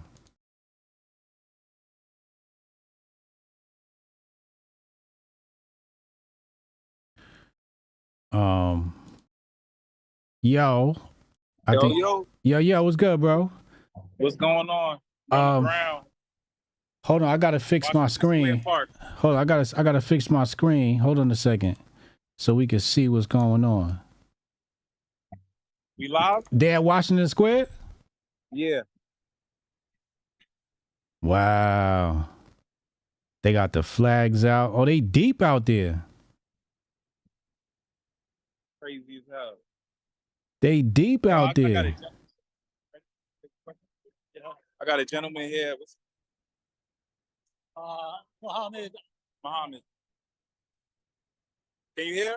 Yeah, we can hear him. Muhammad, you on the side of Palestine? Right. We live from the Grift report. I'm Spotless. This is Hotep Jesus. He just want to know what's going on. Why are you out here today? You want me to talk? Yeah. So why are you out here today? Well, I'm just here to help to draw attention to the situation in Gaza and what's going to be happening to the West Bank. I think just contemplating the idea of murdering. Oh, he from the islands. Is horrible, it's inhuman, and should have never started in the first place. South Africa has been forefront in trying to get Americans and the Jews to stop murdering the Palestinians. And that's why I'm proud to hold the flag of South Africa high. Ask him, what does South Africans got to do with Palestinians? Well, he said, what does South Africa has to do with the Palestinians? South Africa, according to Nelson Mandela, he had said one time that the situation in Palestine is worse or was worse than that of South Africa under apartheid. And he said he was never going to be free unless Palestine is free. South Africans will never be free until apartheid in Palestine is ended. Ask him if he thinks Palestinians care about the plight of black people in South Africa. His question is, do you think the Palestinians care about the plight of black people in South Africa? That's his question. Yeah, during the apartheid period, the PLO was a very strong supporter of the ANC. Very strong supporter of the ANC. Interesting. Okay. Dope. Tell them we got 300 live right now between YouTube and Rumble. We got 300 live viewers right now watching and listening to what you're saying. Let's move around a little bit. Let's see if we get anybody else. Excuse me. Would you mind taking some questions? You have anything to say about what's going on while you're out here today? Would you mind being on camera? I don't mind. Okay. How you doing? Good. This is you're live from the Grift Report. This is Hotep Jesus. Hello. Asking questions about what's going on while you're out here today.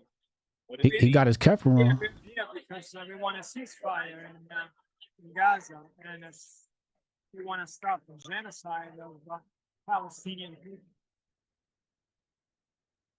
Interesting. Are there any ask him where he's from? Is he Palestinian? Are you Palestinian? Where are you from? No, I'm not. I'm Italian. You're Italian. Yeah, oh, he's Italian. Okay. How does he feel about Jews? Is he anti-Semitic? The question is, how do you feel about Jews? Are you anti-Semitic? I'm not anti-Semitic. Why would I be anti-Semitic? I love people of all races and all leaders.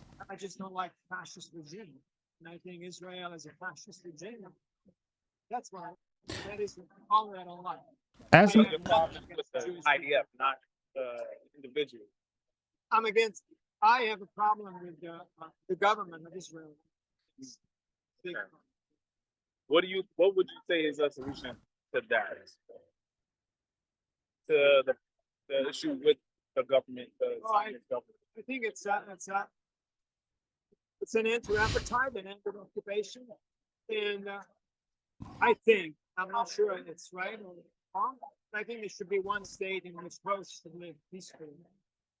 It's more of a dream than something that can be achieved. We don't know. Is he pro-American? Sorry, ask him if he's pro-American. Are you pro-American?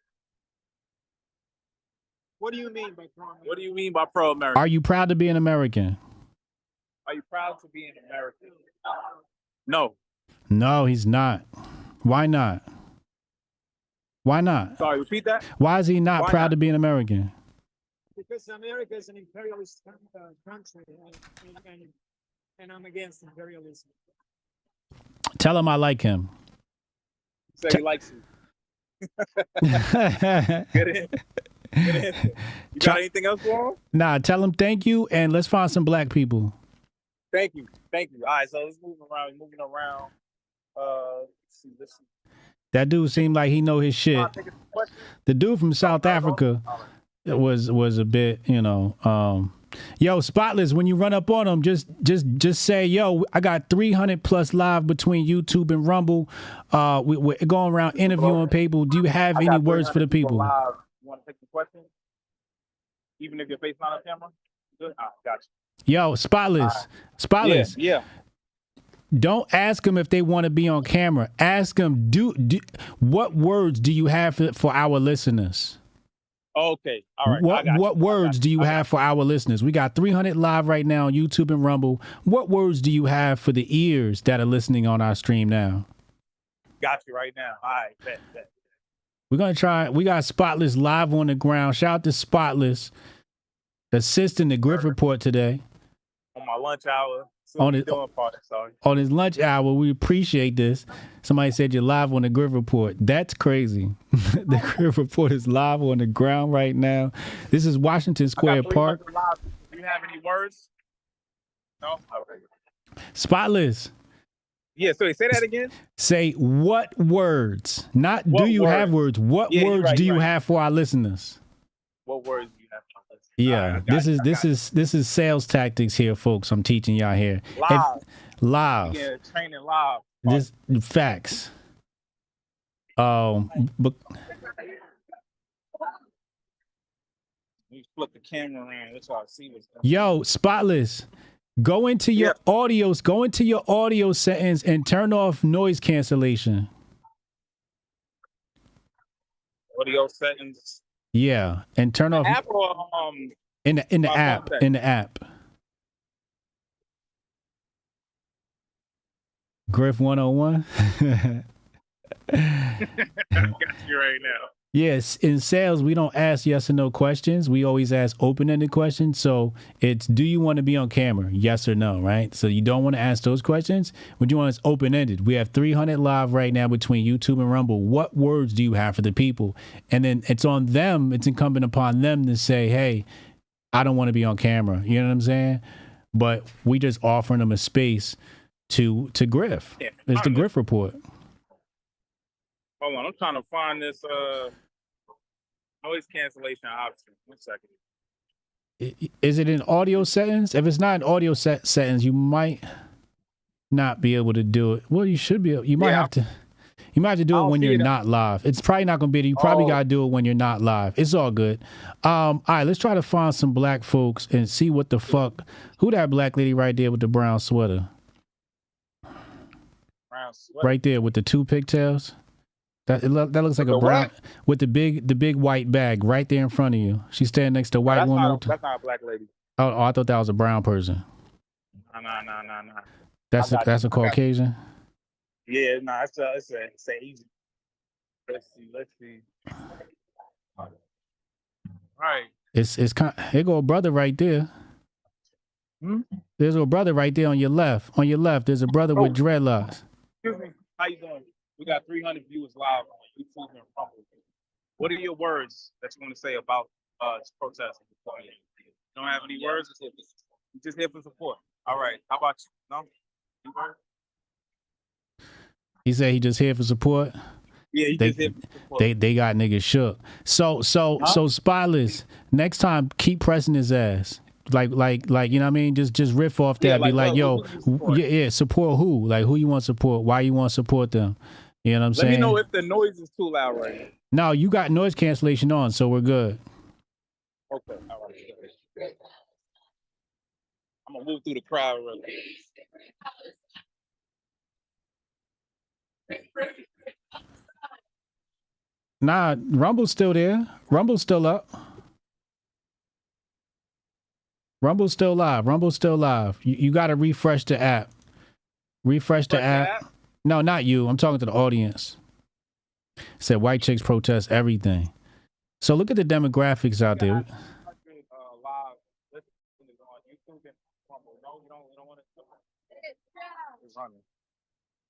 Okay.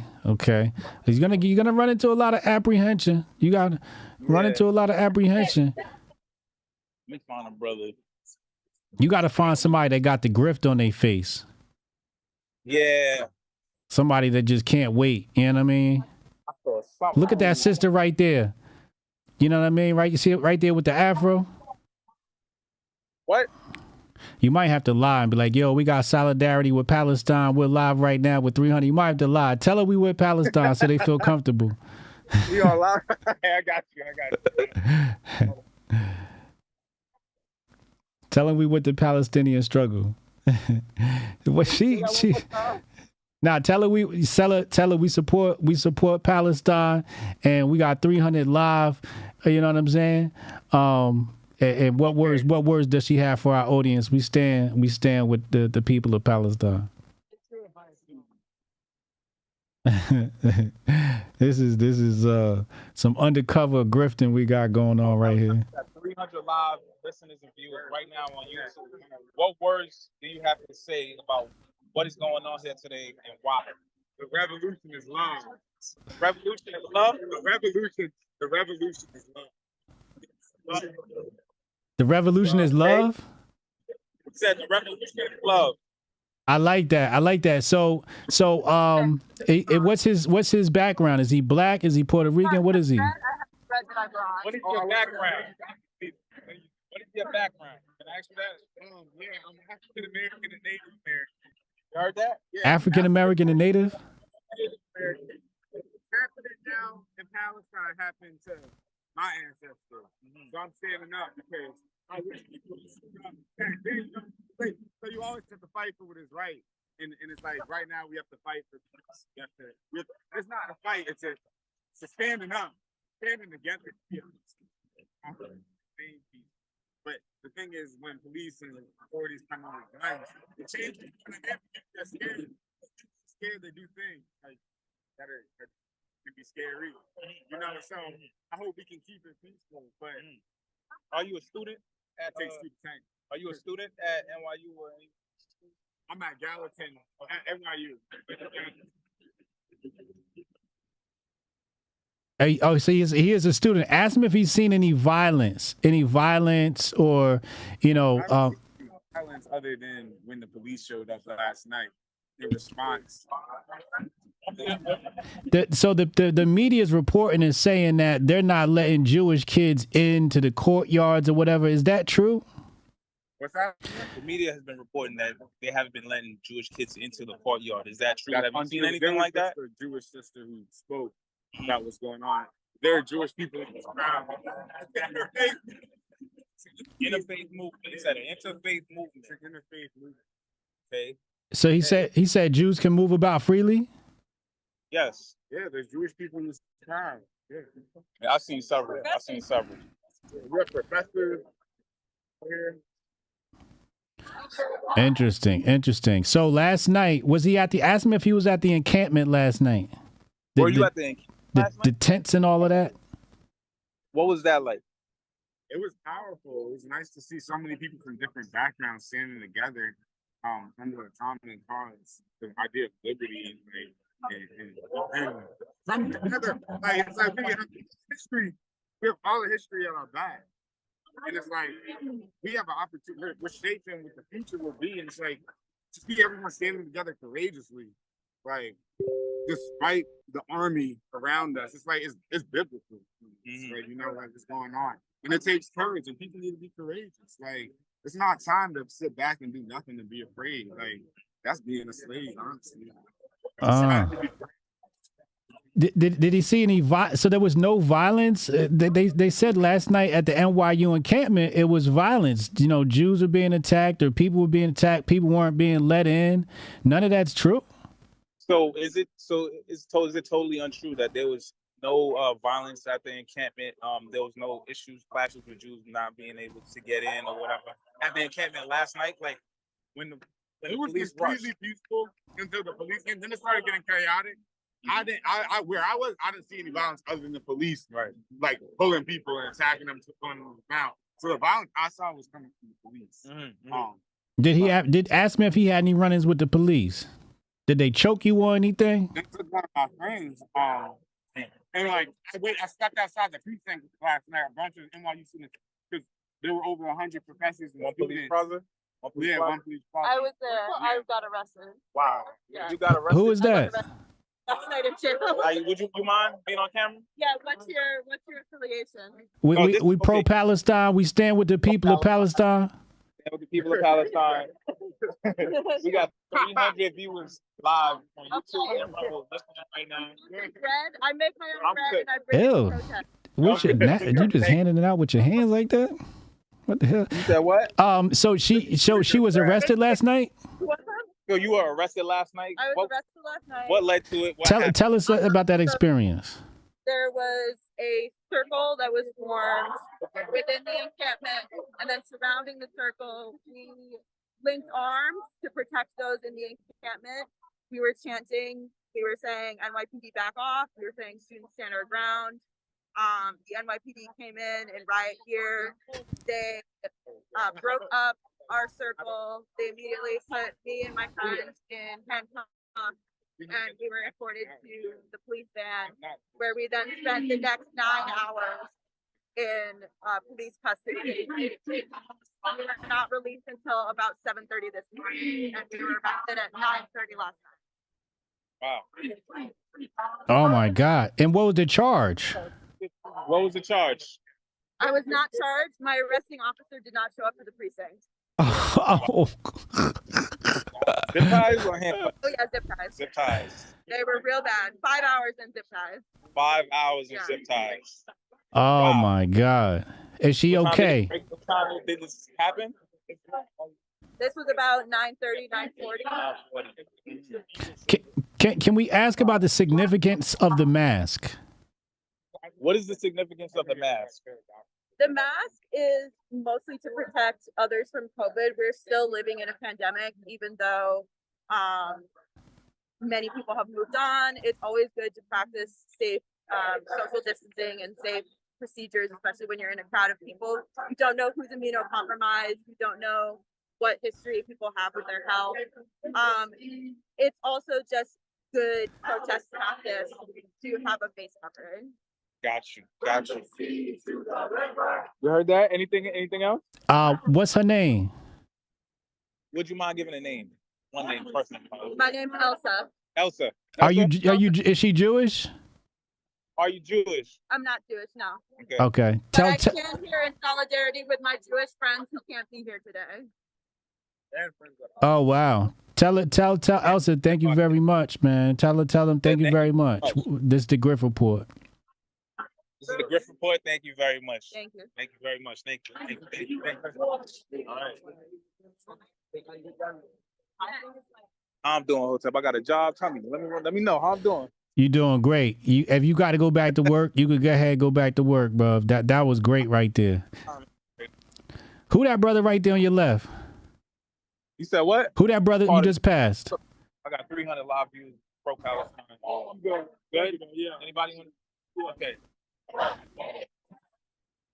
What is up with these people in these masks? I want to find there was a older Jewish man here. Yeah, where the Jewish people at? Huh? Yeah, where the Jews at?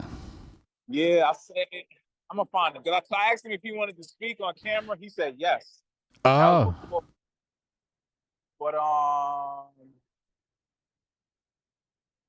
they deep out there. Yo, man. Oh man.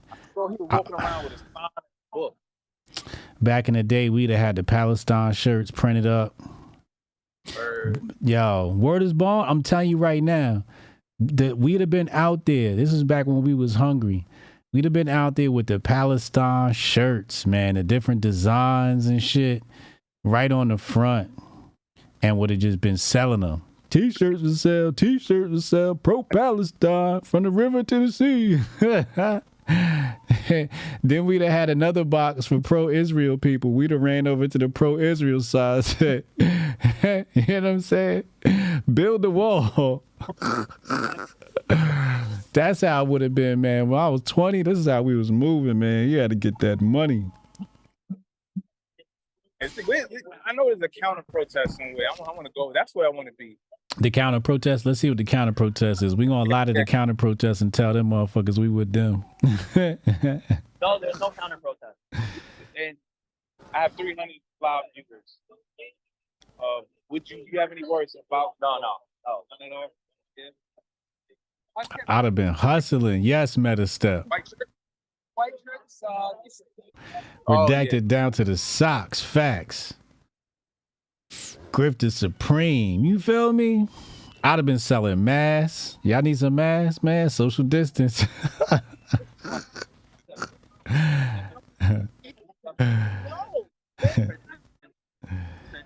Are you aware that Hamas has 5 Let's hear more about Hamas. Embedded. They are a terrorist organization. Yo, get closer. Interview him. I don't see any negative. Interview him. Spotless, get him. Spotless, get him. That's Why the is this one. wrong?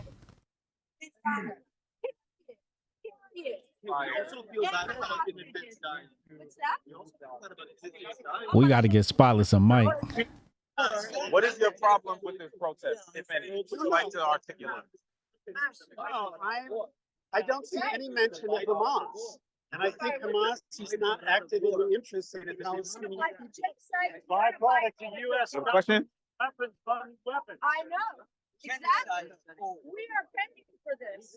What do you think is in the best interest of the Palestinian people? To free themselves of Hamas. Hamas has done nothing for them. They have channeled all the money they have received from Iran into military equipment. They have not channeled any of the money toward their people. Hamas has betrayed the Palestinian people. That's not what I'm talking about. I'm talking about Hamas. That never gets mentioned. What about the stuff right here, right now? Yes. We're on this in this country. We absolutely are. It's larger than it's ever been before. I know that. I'm talking about Hamas. No, I'm talking about the government. Well, we're talking about different Can I things. have your question? I have a question. How does the budget? How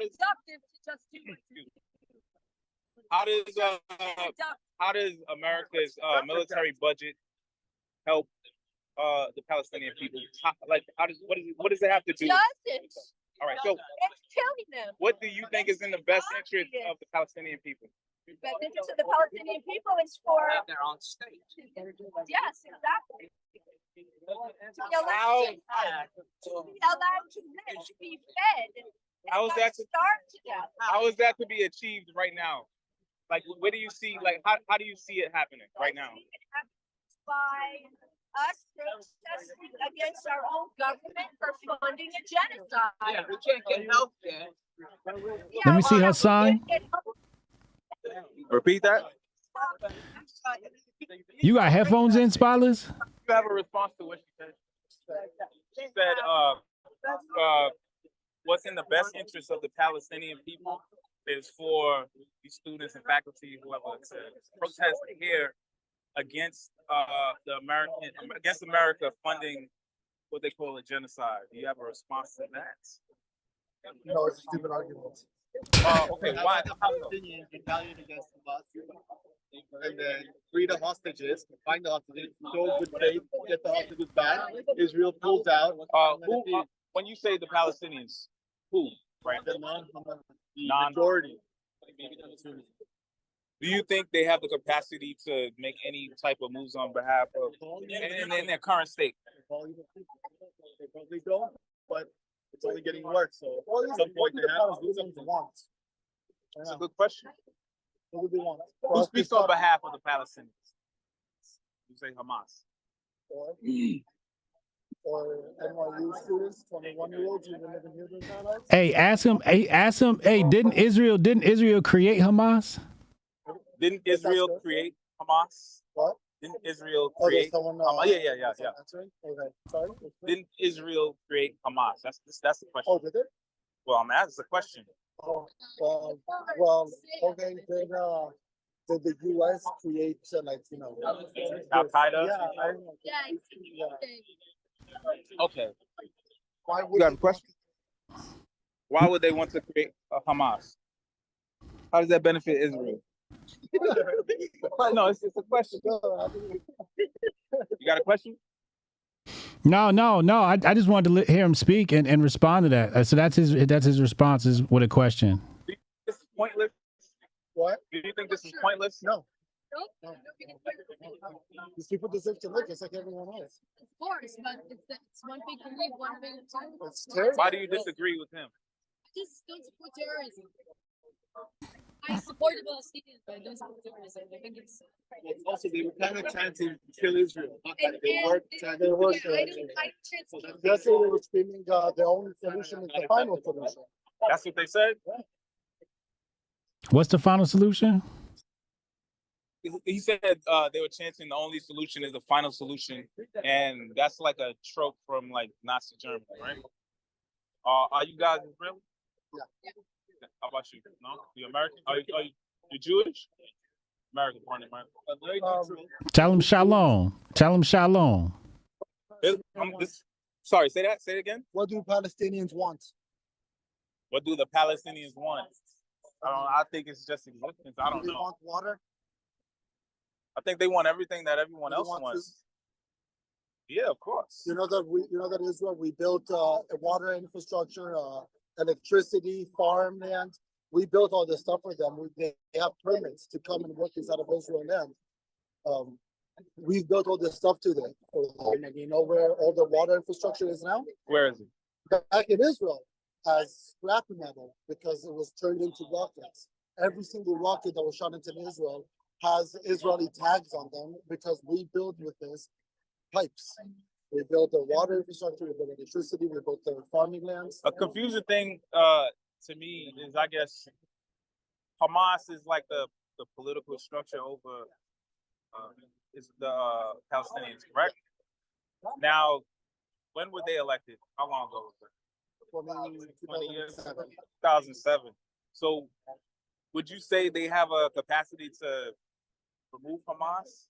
Palestinians? Yeah. You know, Nazi Germany didn't like the Jews either. But why does no one have a problem today with any German people? It's because the Nazi Party has risen and fell within 8 years. Palestinian people, on the other hand, have been alive and inside the state for the past 70 years.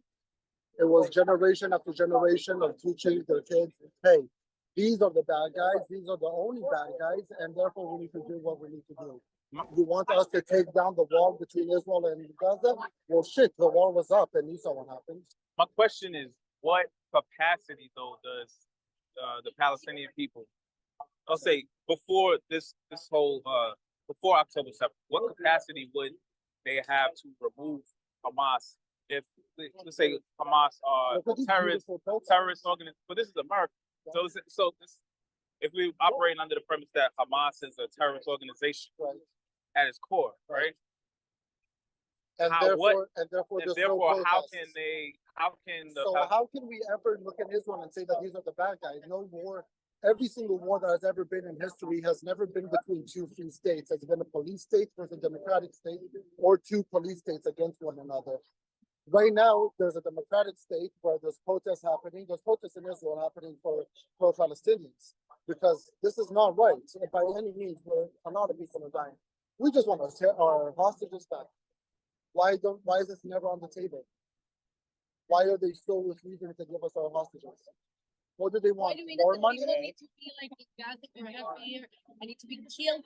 And why do 1,400 people need to be killed by going to a festival? Only because they dance the stolen land. I think America is also a stolen land, you guys. That's a good question, and that's exactly why Israel is having so many reported civilian casualties. Is because it's getting spicy now. It's getting spicy now. That brother just started talking. They believe they need to die. They believe by killing an Israeli and dying, that's like yes. Okay, so right? Yeah. Do you know how the United States was able to catch what was Saddam? Yeah. His son. You know how they were able to catch him? They singled him out. That's nice. They didn't bomb the whole time. That's beautiful. So why doesn't Israel shown that they have the capability? Oh, why don't they?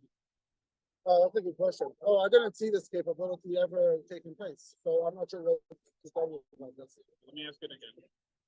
No, I heard the question very well. So there is no capability of this. This is an assumption, and it is not correct. And if it is correct, and if we do have, so are you saying there are people that should die? Are you saying there are people that should die within the Palestinian higher up organization? We only killed Bin Laden and no other casualties. I don't think that was true. I think there have been a lot of casualties trying to find. Oh yeah. I don't think that. Where's the fact? So we only got Bin Laden at one house raid and no one outside. You're just trying to find it. So you're saying there's one person? You're saying Israel is allowed to kill one person? No. What I'm saying is not just one person. If you can tell the difference between. Put it on the black dude.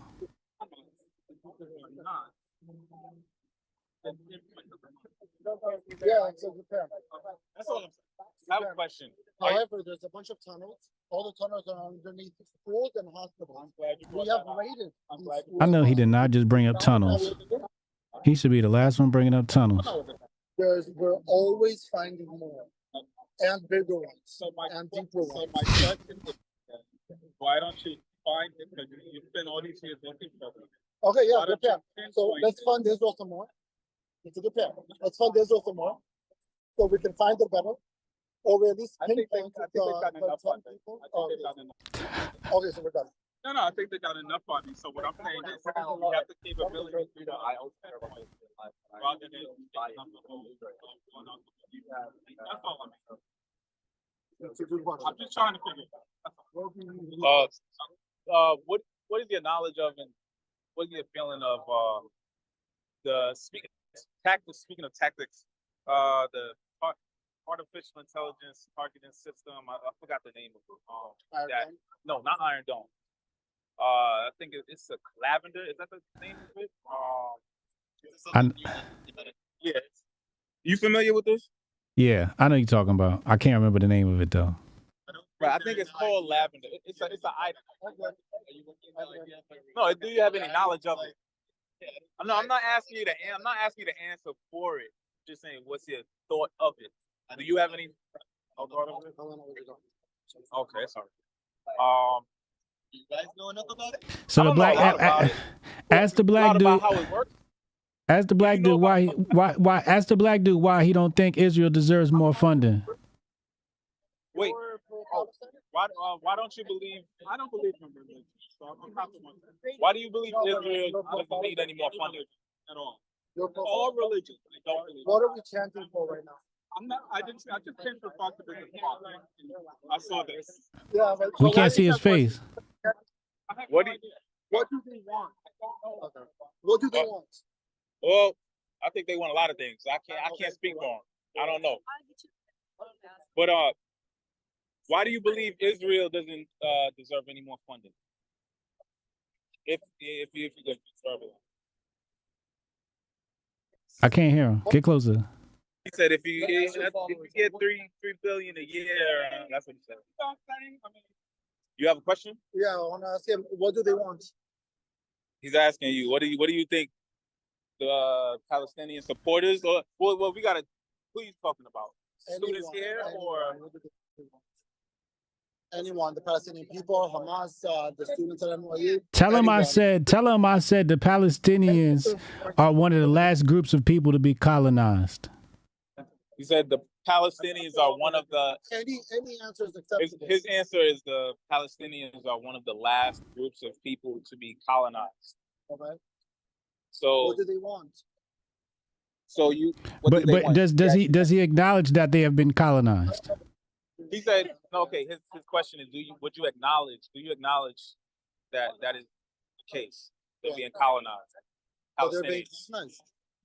Yes, that's what he said. I said colonized. Not like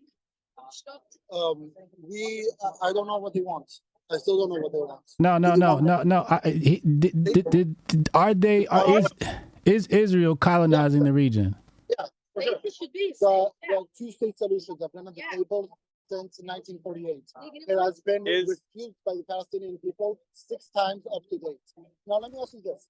Let's say right now, me and you, we have a toy, okay? What? Let's say me and you, we have a toy. Okay. There's a toy. I want the toy, you want the toy. We come to no agreement, okay? We say, okay, I want half. You say no. So what do? We go to the parents, right?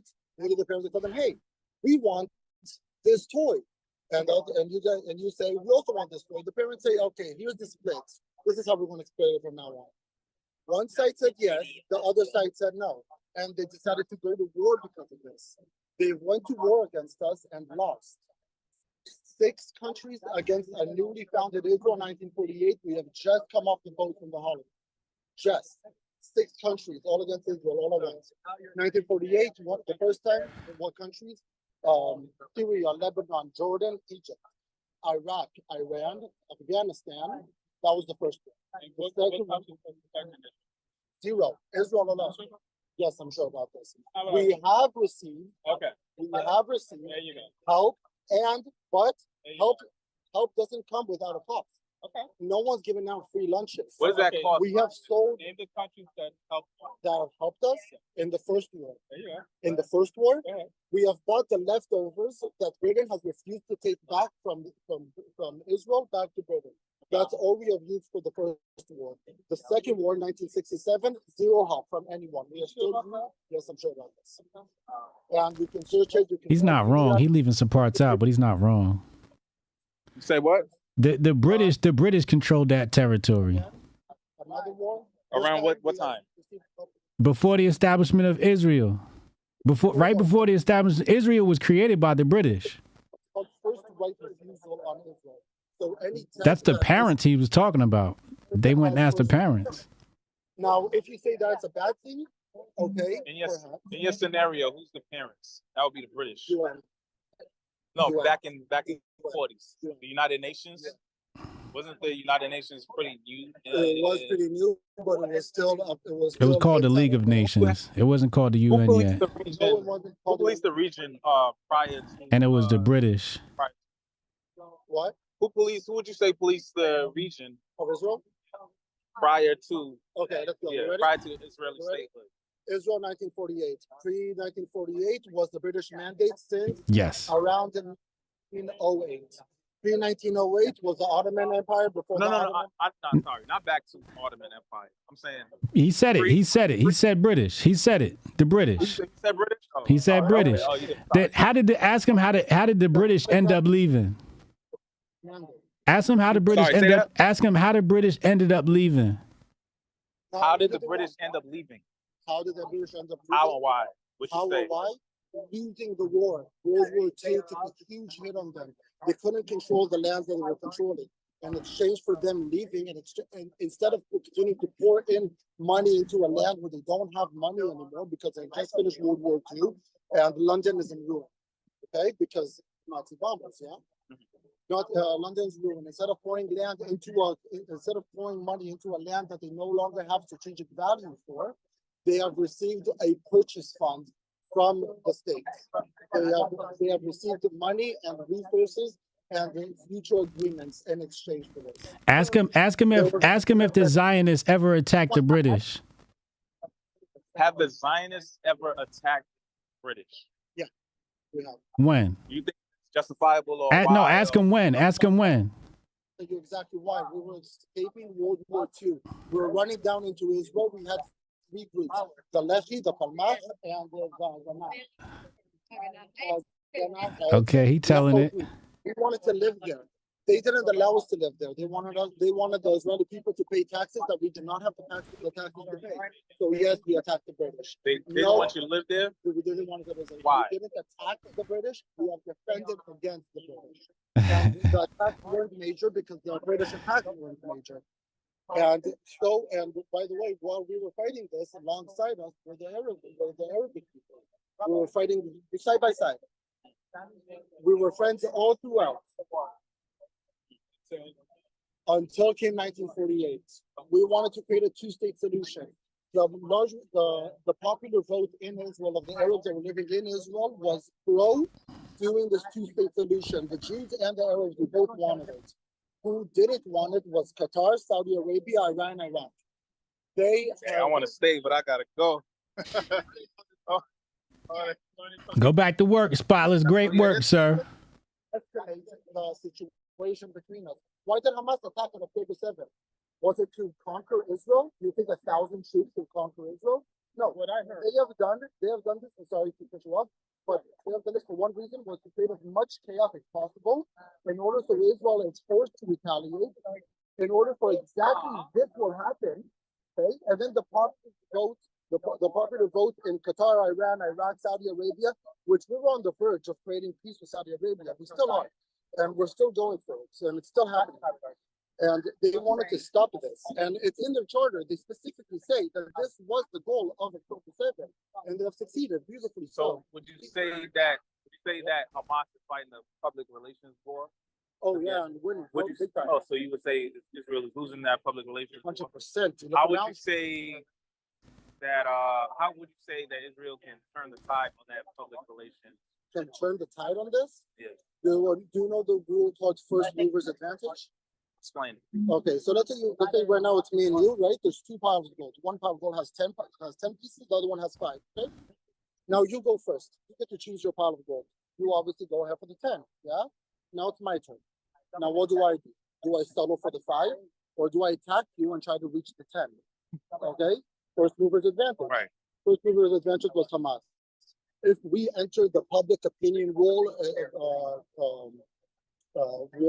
right, and try to publicize all of these, all of these Palestinians holding babies, or prove that all of the Palestinian videos are false, the ones that they show these massive pieces of ruin where families are living inside of it, all not true.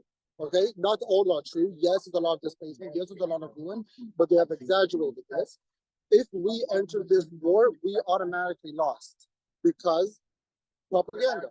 And it's so easy to just dismiss everything as fake news. So the moment that someone comes around with news, the other one is now out of second provers disadvantage. Gotcha.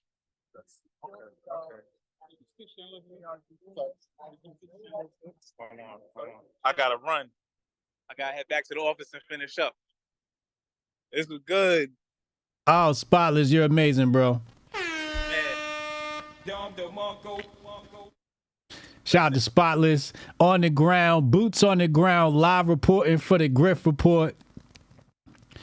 Straight from the chat, straight from the office to Ground Zero, NYU, Palestinian protests. Spotless, thank you very much for the work, bro. Out here listening and learning, baby. Listening and learning. Salute, man. Have a good day at work, bro. Salute. Spotless on the check-in. This a real Hotep brother. The more I do this, the more I want to go down there. I got the microphone and everything. Oh man, I got the microphone. Oh man. Chat, should I grift down there tomorrow? Chat, y'all want me to grift down there tomorrow? Y'all want me to go down there? The thing is, man, I gotta be back. Like, I'd have to be, like, the thing is, like, once shit get, what I hate is shit get popping and I gotta leave. Like, I gotta coach kids soccer tomorrow. So it's just like, you know, what do I get, the morning protest? It's not gonna get popping till like 1. And then, like, I do one little stream and then it's like, I gotta go. Call from Taylor Madden. Yo, Taylor, what up, bro? Hey, HJ. Doing good. What's up, man? Happy Tuesday. Yeah. Listen, I'm going to expand upon something that you already said, Sonny already said, but it just needs to be said again and kind of expanded upon. Like, do we not learn, did conservatives as red whites, I mean, as your stereotypical red white with a splash of Hotep, like, did we not learn from the BLM movement that this is not our fight? We don't have to back anyone in this. Like, exactly. We just sit back and laugh. Like, this is the perfect situation for us. Even if you're considerate about the victims are thousands of miles away, whether it's, you know, Palestinians or Israel. Like, you could just sit back and laugh at these people sitting there debating this when they can't do absolute shit about this. Correct. I mean, I'm in the position where I used to be like, oh man, I care about what happens at New York. I care if there's an injustice there. Like, the world's changed a little bit. If it's not in my backyard, it's none of my business. Your community can deal with that. Big facts. Like, it's just wild. Now, I got a message for the red whites out there that are just like me. Like, guys, there's nothing that we can be done. It's the left eating its own. Don't force your way into this. But a message to the left, like, you put us into this too. Like, you gave us this mindset. We used to care about the justice and the principles and all that sort of stuff. I mean, I've been very, very pro-life all my life. Now I'm moving. I can feel myself moving towards, all right, you go get abortions. You ruin your bloodline. Like, I'll do this. You go get yourself vaxxed up. I'll stay safe. You go put that shit in your body. I'll do that. You go fight in that war. I'll stay here. Like, and we're, you know, the red whites need to kind of start moving towards that. Pay attention to your own self. Figure out your own problems. You don't have to be in the headlines. You don't have to make a comment on everything. You don't have to piss off the Hoteps every time these natural allies. You don't have to piss them off just because you need to grip off of something. Just sit back and laugh with everyone. But the left, man, I'm ready for them to eat their own. So that's my statement. Hey man, how much equipment we gotta rent? We might have to fly you out here to cover these protests, man. Rent some equipment, man. What's up, yo? I got all the equipment ready. We just need to do it. Yeah. Yeah, I could get Taylor out here, man. He could film and we could do the protests, had the fucking the microphone. Yeah, you shout out. All right. Well, yeah. You ready? You're ready to do it. I'll make it happen. Probably not this week, but I got the feeling that this is going to be the We've got the plenty summer of opportunities. Yeah, this is going to be a whole summer. We've got a lot coming up. Absolutely. Yeah, I mean, this is the best of both worlds for all the Republicans, all the Trump people. We don't have to get in this fight. We can watch them tear themselves apart in a close election. That's it. Last time BLM 4 years ago, like, I understand. I was there with the wanting to be a part of the law and order and thinking about the police versus this. Like, I completely understand why we got brought into that fight. We don't need to get brought into this fight. This isn't our fight. Yep. Nailed it. Yeah. I appreciate you, bro. Absolutely. Well, great show today. Great getting boots on the ground. Thank you, man. Appreciate you. All right. Hotep. Oh, shit. I cut him off. Hotep and Bill. Once again, Hotep Jesus has the greatest audience on the planet. My audience is the shit. It was like, yo, Hotep, you need somebody to cover the protests? I got you. Salute to the fam, bro. Hotep to the fam. Hotep. You know what I'm saying? I might just start sending people, I might have to start sending out Grift Report polo shirts with microphones and shit. Who want to cover the protest? We sending you a shirt, a microphone, and a camera, man. We're going to send a cameraman. You go and report live. You know what I'm saying? I just need to coach you through it. If I can get the thing in there, just until my back get better. Because I don't want to be in a situation where I have to defend myself and I'm like, oh my God, I'm falling over and I can't get up. He's just getting my ass beat by a blue-haired trans person. I can't do anything about it. Be like this. Then this shit go viral. Niggas like, Hotep Jesus can't fight. Nah, nigga, my back fucked up. I can't fight right now. You know what I'm saying? Like, these are the things I'm thinking about. Spotless said, get me the Hotep Nation press flag jacket. Oh, that's what we should do. We should do the press flag jackets. Oh, man. Kevin said, get your black ass down there and sling some River to the Sea t-shirts. Yo, we gonna set up a table. Who with me, man? Jabari said he gotta pick up his kid at 3. Damn. Jabari, we gonna plan today. I'm gonna get Taylor out here. I'm gonna fly Taylor out. And we're gonna cover these protests in detail. We're probably gonna do it on the weekend. That's when it's really, really popular. Like a Saturday, we'll do a special edition of the Grift Report. I just want to do it in a fashion where it's not from my phone, and we can swap batteries out and stay live. You know, I want to make sure it's done right. I don't know why, but. Lauren says she gonna be there. We got Lauren. Lauren gonna be reporting live from the ground, boots on the ground. Shout out to Lauren. Oh, this a real Hotep brother. Hotep's sister in the house. It's gonna be a party. We might have a Hotep protest meetup. You know what I'm saying? Support both sides. That's a t-shirt I want. Support both sides. What you need? You need some breaks? What you need? You need some buds? Man, have at it, man. I ain't shit for that. Strong Dad calling and Strong Dad, if you still there, calling. Uh-oh. Marcus donating a buddy pass. Oh, this a real Hotep brother. That's love right there. We just got a buddy pass. This reporting live is going to be crazy. Reporting live on Passover. Israeli dude was definitely standing on business. He knew his shit too. He was honest. He was honest. I got to tell you, for the most part, I think he was honest. He's like, yeah, you guys colonized that area. He like, yeah, and what? That's the type of energy I need my Jews to stand on. You know what I'm saying? Like white folks, red whites, or I should say red wokes. That's the energy you need to stand on. Israelis, they stand on business. You colonize that area. Yeah, and what? You know what I'm saying?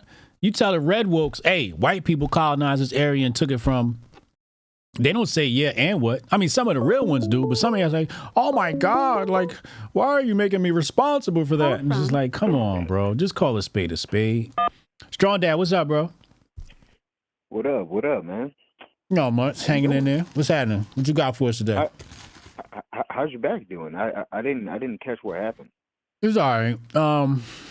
I worked out a little bit too hard doing RDLs last week. Lifted more than I should have. And then, like 2 days later, threw my back out. Oh, well, we live and we learn. Yeah. I'll have to take it easy next time. But I went to the gym today. Right. I still went to the gym. I hobbled there, but, we could work on other muscle groups in the meantime. Yeah, that's fine. Good rest. Yeah. Get in. So, first of all, I just wanted to say I blame myself and many other people in the George Floyd protests for teaching these niggas how to link their arms up and walk back and forth. Oh, this was your fault. So this is Strong Dad invented this shit. This was a part of the directing a violent mob charge that the fucking FBI was trying to throw at me, because there's video. I mean, we pretty much like circulated how to, like bat cops away, how to prevent them from snatching you from a group, things like that. Mm-hmm. And niggas from other states came down to learn from it was like 20 of us, like a handful of us teaching it. And I just blame myself every time I see these idiots with they hands. So it's so you don't get snatched up. Yeah. We originally had created it because, like the cops, what they would do is they'll egg like one person to step forward and snatch them from the group. So we started telling everybody to link arms in the front. It was a whole big thing. Like, this is when people had like shields and shit. So we literally would have a wall of people with shields and then a wall of people behind it throwing shit at the cops. It was a whole thing. It was a whole thing. It happened during a specifically violent time. But I just see this stuff, and it's the same thing. Back when you was a Black Lives Matter activist. Excuse me. No, not a Black Lives. See how I try to throw that on you. Man, it really does break my heart to see, like, they spent all that money to stop us from getting homeless people a place to live, only to move them out and ship in, thousands more homeless Mexicans. So it's, your taxpayer dollars gone to work. But I was listening to the Catholic conversation, and my issue with all of this is it's always, you're not supposed to pray to this, and you're not supposed to pray to that, and this is how you're supposed to pray, and that is how you're supposed to pray. And like, doesn't anybody ever find that shit stupid as fuck? Does anybody ever find it exhausting, the amount of energy people put into telling other people how they supposed to pray? For me, I don't know, man. I don't see the purpose in any of it, and I don't know. I feel like it's distracting.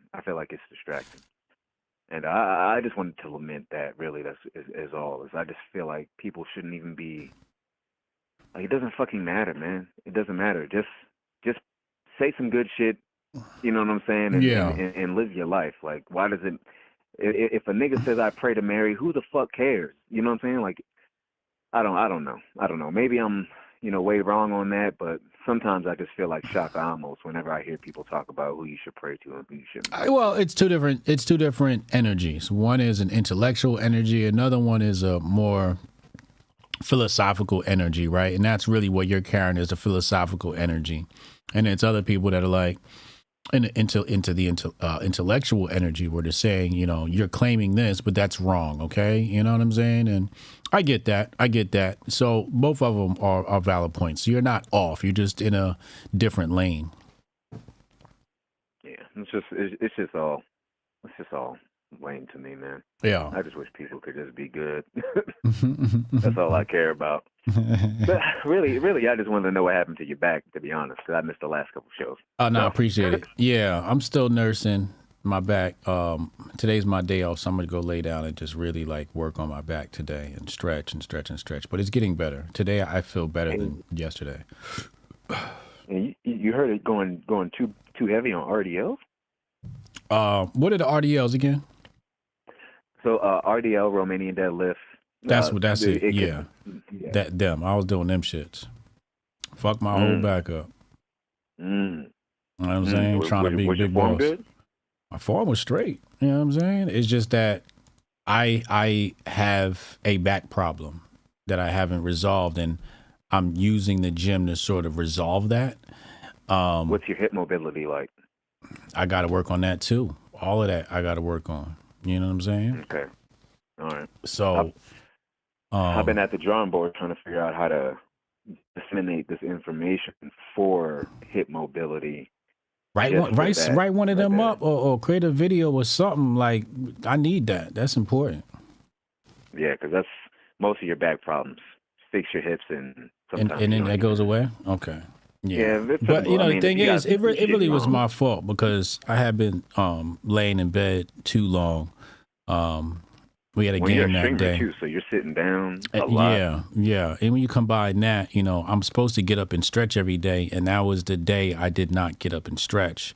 I just went straight to the game. You don't have like a posture accessory for your seat or anything like that? Oh no, it's not the seat. I have the perfect seat. It does the best. It's designed for your back, right? Cool. So it's not the seat. It's just I didn't know what I was supposed to do. I was supposed to get up and stretch in the morning, and I didn't get up and stretch. And then as soon as I went out there, I bent over to pick up the ball, pause, and then my back just gave out. You know what I'm saying? It was like a back spasm. So, but we gonna get through it. Appreciate you. Yeah, facts, man. Health is the first thing around here. Yeah, absolutely. All right, man. Let me get the next callers in here. Yeah, y'all. Hotep and Bill. Hotep and Bill. What the fuck is going on here? So they canceled class. They canceled school. Columbia University has announced classes will be remote for the rest of the year. I thought it was hybrid. See, like some people saying it's not. Some people saying it's hybrid. What did the New York Post? How did they report on this? New York Post reported on this. Said it'll be hybrid. Right? Technology permitting. So, Colin Rugg is a little off here, to be expected from these grifters. But it's partially right? Because some hybrid does mean part of it's going to be remote. There are now growing calls for tuition refunds. Well, let's just read the New York Post. I don't need his report.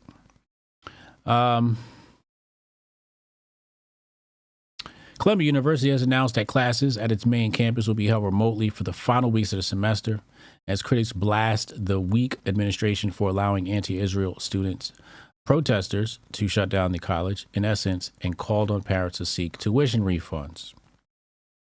Okay. Classes on the university's Morningside Heights campus will be hybrid, technology permitting, through the end of the spring 2024 semester on April 29th, the letter said.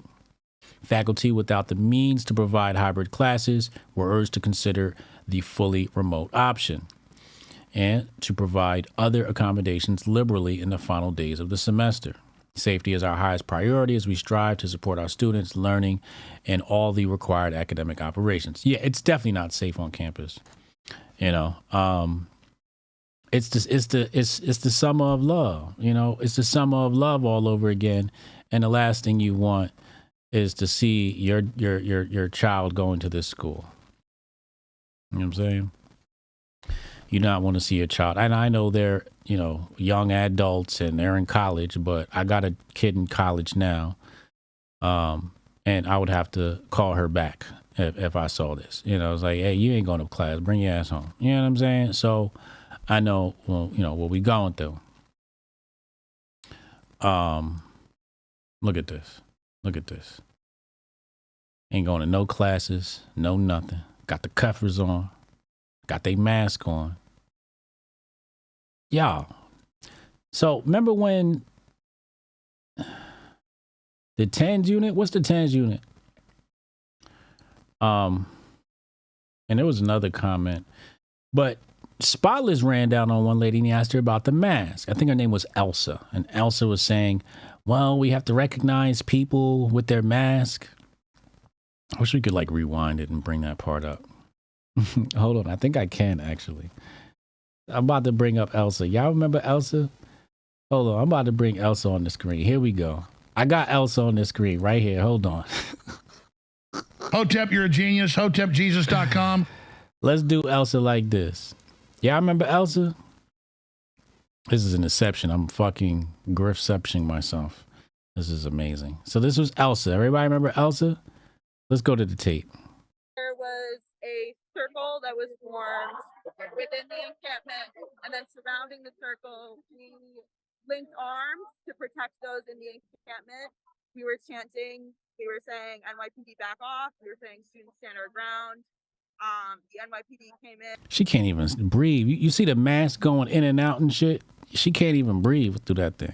And right here, they broke up our circle. They immediately put me and my friends in handcuffs, and we were escorted to the police van, where we then spent the next 9 hours in police custody. We were not released until about 7:30 this morning, and we were arrested at 9:30 last night. Oh my God. And what was the charge? What was the charge? I was not charged. My arresting officer did not show up for the precinct. Oh. Zip ties or handcuffs? Oh yeah, zip ties. Zip ties. They were real bad. 5 hours in zip ties. 5 hours of zip ties. Oh my God. Is she okay? What time did this happen? This was about 9:30, 9:40. Can we ask about the significance of the mask? What is the significance of the mask? The mask is mostly to protect others from COVID. We're still living in a pandemic, even. Nigga, what?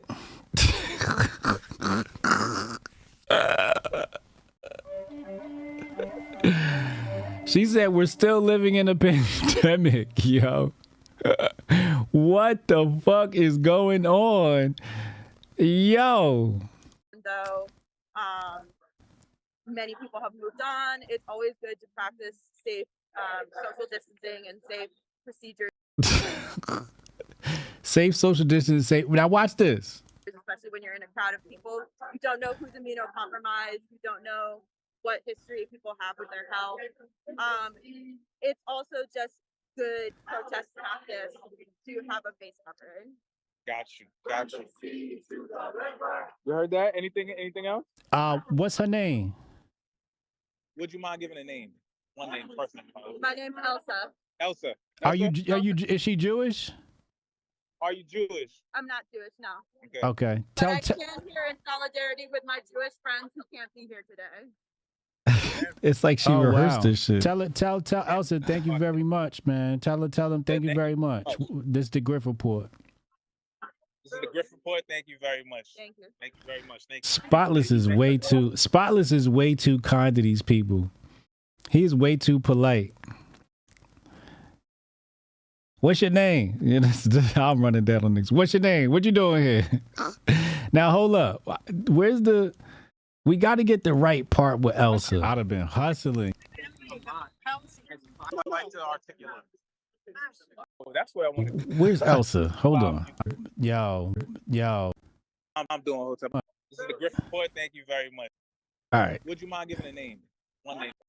The mask is, they were real bad. I protect those in the encampment. Violence, with the people of Palestine. With the people of Palestine. I'm trying to find the part where she. Here you go. Look at this, y'all. Y'all, we are still in a pandemic.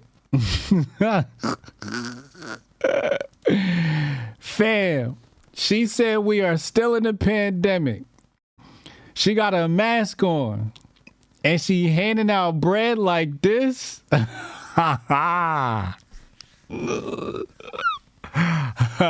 First of all,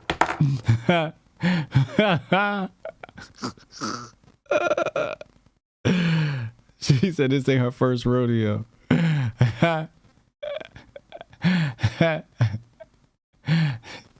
The breadwinner. Yo, first of all, why are you not, if you got bread, shouldn't you like have plastic gloves on if you're going to hand it out? Grab it with a napkin. Let me grab my own piece of bread. I don't know. Like she said, and this is what's crazy, right? This is what's crazy to me because allegedly she's afraid of the COVID-19. I'm afraid of whatever she been touching with them pink hands. Okay? I don't know what you touched with them hands. Who knows you was digging in and she could have had them fingers in her butt. I don't know where them fingers been, but why are you touching my bread like this? This is insane. Joe Music said, why the bread not wearing a mask?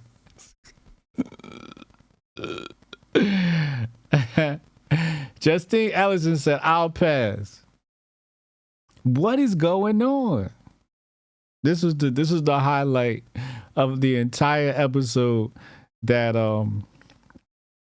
yo, Taylor, I need you to just edit this part, yo. Can you edit just this part in such a way that we juxtapose her COVID remarks and these fingers on the bread? I don't know what's going on.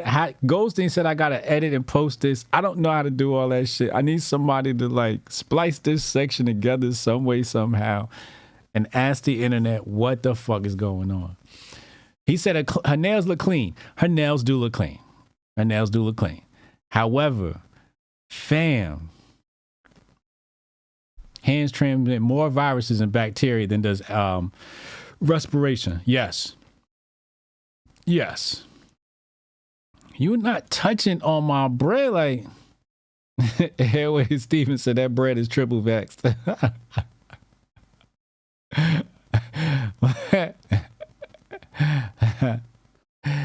What is going on out here? Oh my God. Melted butter in her pocket. Come on, Rumble. I'm just trying to figure out why she thought this was okay. Is there any critical thinking going on at these universities? Any at all? Because why would she think she needed a mask, but it's okay to just hand bread out like this? This is insane to me. I got to go back and find it. Where's Kevin's comment? I saw it and that was one of the ones I meant to comment on. Kevin, what'd you say? It was before this.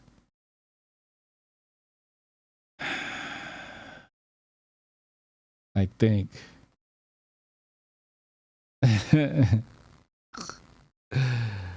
What the fuck is going on? I forget what Kev said, but Kev said he wanted to fly out and work. We might have to have a group griftception. What if the Hoteps flew out? We made a whole bunch of merch. We could even turn into a contest, like who sells their merch first. We're gonna take 10 larges and throw them over your arm, and the first one's back with the money win. Like, I guess you get to keep the bread or some shit like that. Whoever sells them first gets to keep the bread, right? And then like we should have people like filming this shit, running around like a reality TV show. The Hoteps grifting the grifters. That would be great. This is how we're going to grift the summer of love. And get paid. Spotless said, I looked at that bread like, Spotless, why you ain't take the bread? Yo, did you see the way she just reached it and pulled it out? Oh, I got to rewind, yo. What's the timestamp here? Ew. You just handing it out with your hand like that? Just put it back in the bag. So she was a. We stand with the people of Palestine. Stand with the people of Palestine. We got 300 viewers live on YouTube and Rumble listening right now. Bread. I make my own bread. We got 300 live viewers right now. Oh shit. I make my own bread. Yo, she went straight into Grift mode. Oh shit.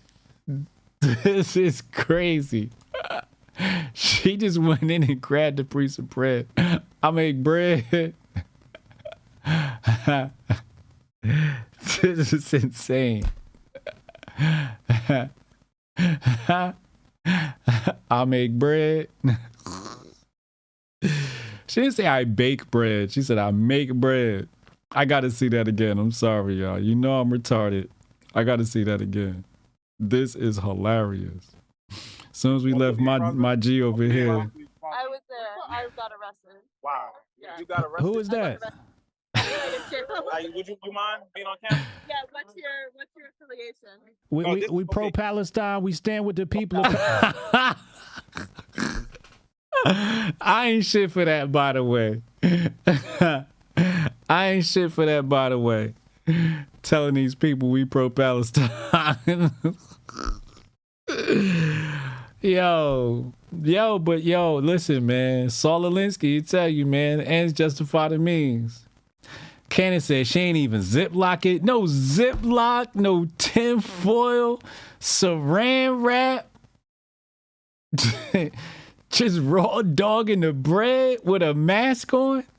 How you raw dog the bread with a mask on, B?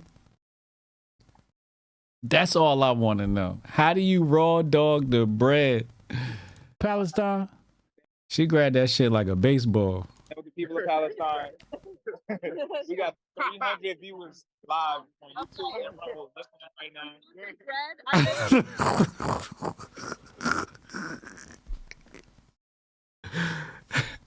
What did she say after that?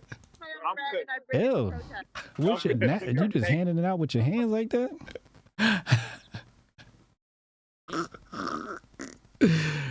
We got 300 live viewers. I make bread.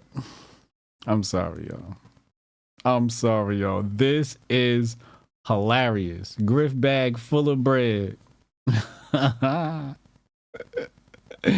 Syrup said you can't get this on mainstream. You cannot get this on mainstream media. This is why you come to the Hoteps.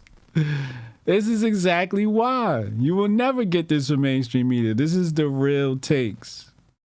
Stand with the people of Palestine. Stand with the people of Palestine. We got 300 viewers live on YouTube and Rumble listening right now. Bread. I make my own bread and I bring it to protest. I make my own bread and I bring it to protest.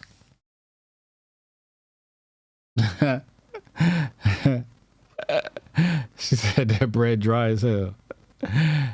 Foley said that bread probably tastes good as fuck. We will never know. We will never know. Because if I was there, I'm telling you, my reaction that you just saw right there would have been the same reaction I gave her. I promise you. And this is why I be scared of these protests. I need my back fully functioning. Pause. Because she'd have pulled that bread. I'd have been like, ew. And she would have felt embarrassed. I would have made a face. Something would have changed about me. It would have been some jokes flying too. I swear to God, she'd have got joked at. I'd be like, miss, please explain to me why you think it's okay. Could you imagine that if I was there when this happened? I said, please explain to me why you think it's okay to pull that bread out with your raw dog, just raw dog the bread with your hands like that and still wear a mask. Make that make sense for me, please. Just make that make sense. Fuck Palestine. Fuck Israel. It's about this bread right now. I need to know. This bread and this mask. I need to know what the fuck is going on inside your head and why you think this shit is okay. He said, how is Hotep Nation not pro-Palestine? Because Hotep Nation is pro-Hotep Nation. Oh, this a real Hotep, brother. You want to hear what real niggas think about Palestine? Let's see if we can. I'm just going to do some random. I just want to do something random and see what people say from our side of the black world, right? I'm gonna type in Sinetta Palestine and see what niggas is saying about this shit. Let's see. I know Sa out here grifting. We about to griftception Sa. Let's see what Sa saying about Palestine.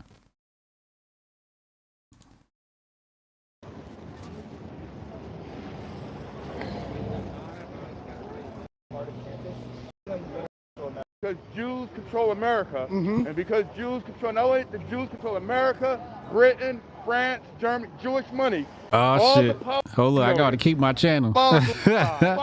Broadway. You got to defend. Man, he came with a lot of accusations. Talk to the people. We live right now. We got 2,000 people watching you right now. Jews control the media, the music, the entertainment, Hollywood, Broadway, fashion, Semitism, and control them. See, Sa was out there yesterday. Sa out there with his camera live. He a better grifter than me, but this is right around the corner from him. He can walk outside his house and see this shit. He's got an unfair advantage. Who's this? Yes.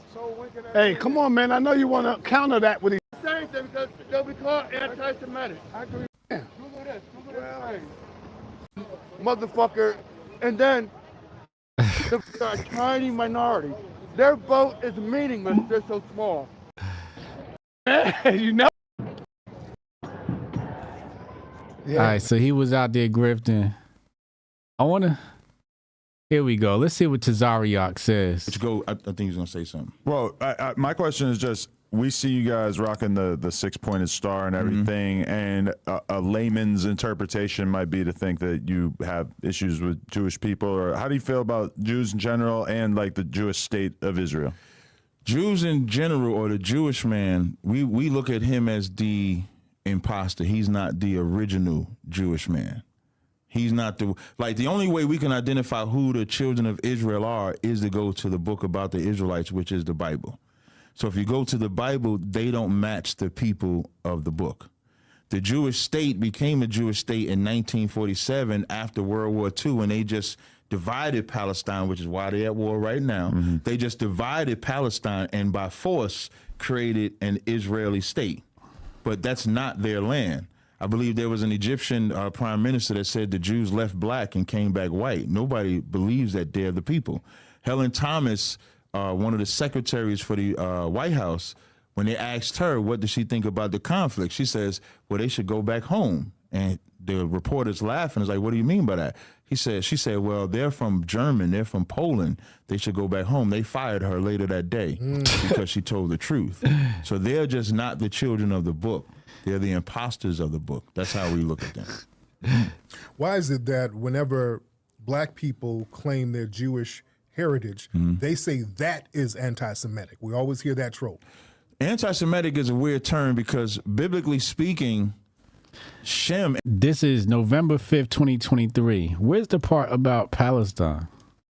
Semitic. And the reason why they look at ism into Europe means you got a whole land. tribe in Africa that was all Jewish. Yeah. To take over. This is original black Hebrew like talk. He's like over there, like he wear the black hat. I don't think he's white. I don't know. He say he's.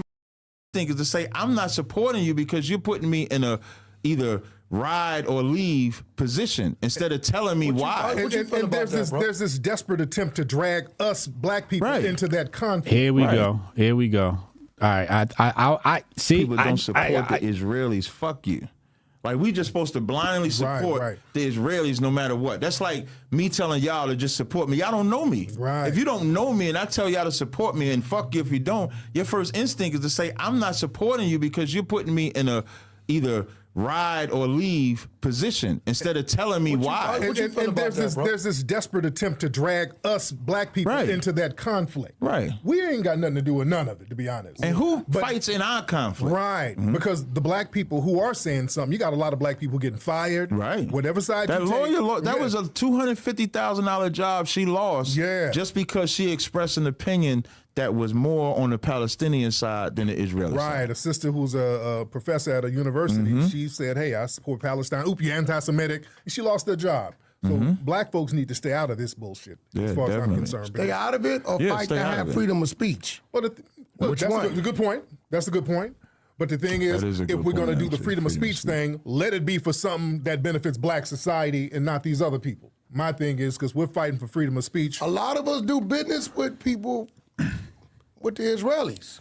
But that's the realization that a lot of the white, left-leaning, liberal people in America had, is that they went all in. See, Tariq Nasheed is more on point. Like, this ain't got nothing to do with black folks. This ain't got nothing to do with white folks. This ain't got nothing to do with Hoteps. That's why Hoteps ain't pro-Palestine. Like, this shit ain't got nothing to do with us. This is, imagine you and your family got beef and some nigga from New Jersey hop in your shit named Hotep Jesus. It's like, nigga, shut up. I'd tell me to shut up. Like, you don't know nothing about this conflict.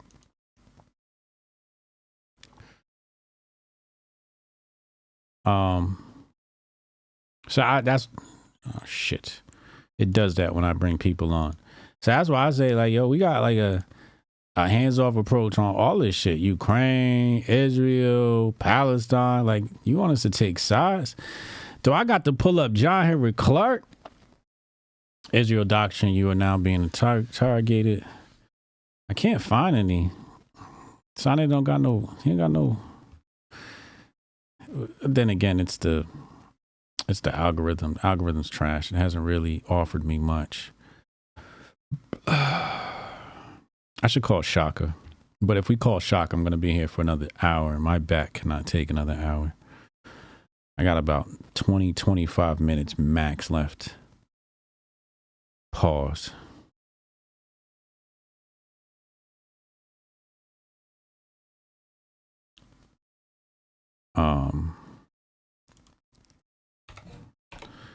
I like that I can search within a channel though. Let me see. Let me see if he's got anything here. Yeah, no. He doesn't have anything Palestine related. And that's like that goes to show you, like, the house of consciousness out of Harlem, New York, has no mention of Palestine. No mention of Palestine. It's just to show you, like, how much black people don't give a fuck about what's happening. There's some that do, and the thing is, I get the compassionate. There's a compassionate argument, you know, if you don't say nothing, then it's gonna be your turn and all of that. Well, listen, niggas already had their turn. Hotep, you're a genius. HotepJesus.com. So that shit don't count with us, okay? You know, you see an atrocity somewhere else, you're next. Nigga, we already got our asses whooped, nigga. We still recovering. What the fuck? So that we're exempt from that, all right? The other thing is, you know, just philosophically compassionate. If you're saying, hey, I feel bad for these people, I'll never argue with you. You know, you can do whatever you want. My issue is order of priority. We got to go order of priority. What means the most to us? Now, if you ask me what means the most to me, I'm going to defer to my immediate family, including my kids. Like that's what I'm thinking about. My kids first. When I move, what's in their best interest, right? I can no longer move how I want to move because I have to consider their future, okay, and their attachment to me and what that means for them, right? So I want to be able to set my kids up. After that, it's like Hotep Nation. Like, these are my first priorities. Like, what's good for Hotepistan and men of order customers, our clients, our members, right? That is the immediate concern. The issue with geopolitics is people always say, here's what you should care about. And there are a multitude of atrocities happening across the globe. So who gets to decide which one we pay attention to and why we should pay attention to that one? Why should the Palestinians get more attention than the Sudanese? Tell me that. Tell me why the Palestinians deserve more attention than the Sudanese. I don't think they do. I think the Sudanese are going through something way worse than what the Palestinians are going through.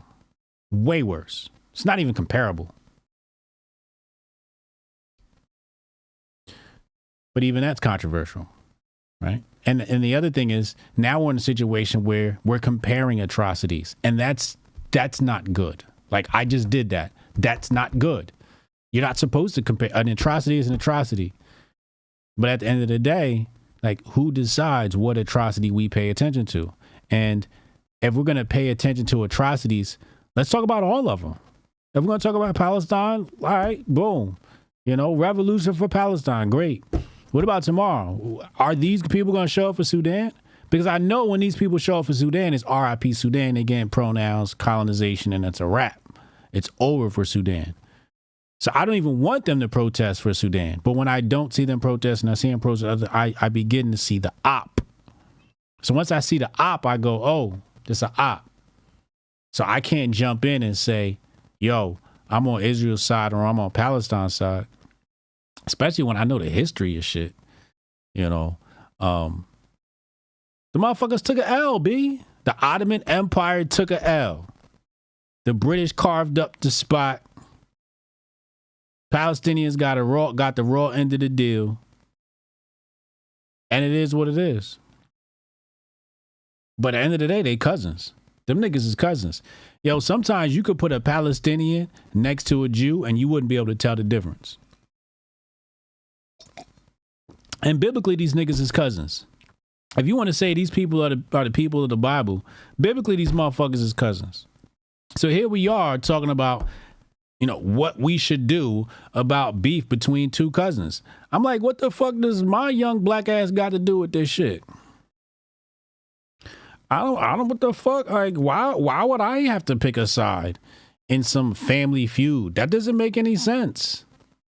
Y'all got to sort that shit out. I got my own motherfucking problems. My people don't even have a religion. Y'all got Judaism and you got Islam. Go fight that shit out. So that's why I don't see a point in picking a side.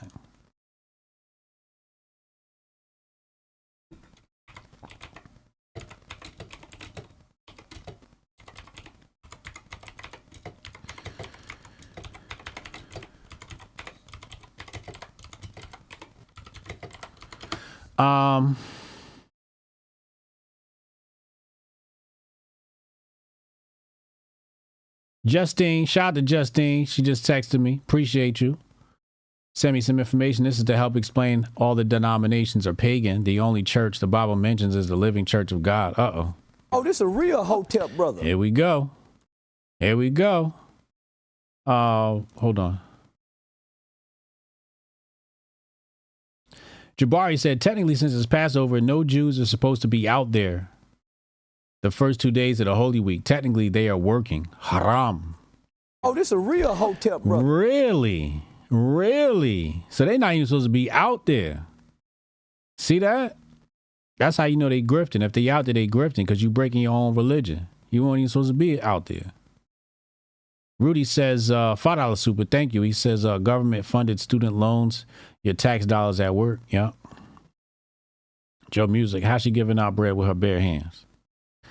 One True Iceman says, Hotep, it's best you bring Jay Dyer back to discuss Catholicism versus Orthodox Christianity. Absolutely. Rudy the Vet Russo. We read that one.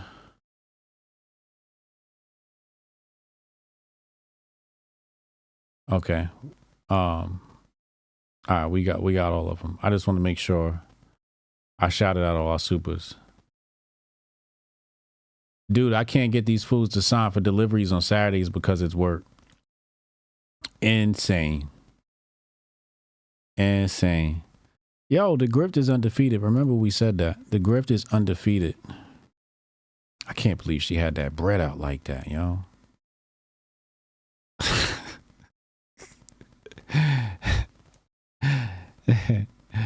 Yo, she said, yeah, we're still in a pandemic. Bitch, you just offered me bread like 5 minutes ago. Not even 2 minutes ago, you offered me bread with your bare hands. You're talking about a pandemic? I don't know if it's stupidity or programming or a combination of both. I don't know what's going on, but that ain't it. That ain't it. Why is Benny Blanco? Oh, that's a good pass. Oh, that's a good finish. That was pretty. That was pretty in textbook. King Ka. Why is King Ka trending? Is that what they call this guy? Got you. All right, let me take a look at the Drudge, and then we're going to get out of here. My back is on fire. Today's my day off. I'm going to really rehab my back today. What does it say here? Tesla earnings fall short. RIP Tesla. I wish I never bought that stock. It's one stock I never wish I bought. National Guard to protect Jews. They bring the National Guard out? So you see the headline, right? See it, right? It's right here. Hold on. See it?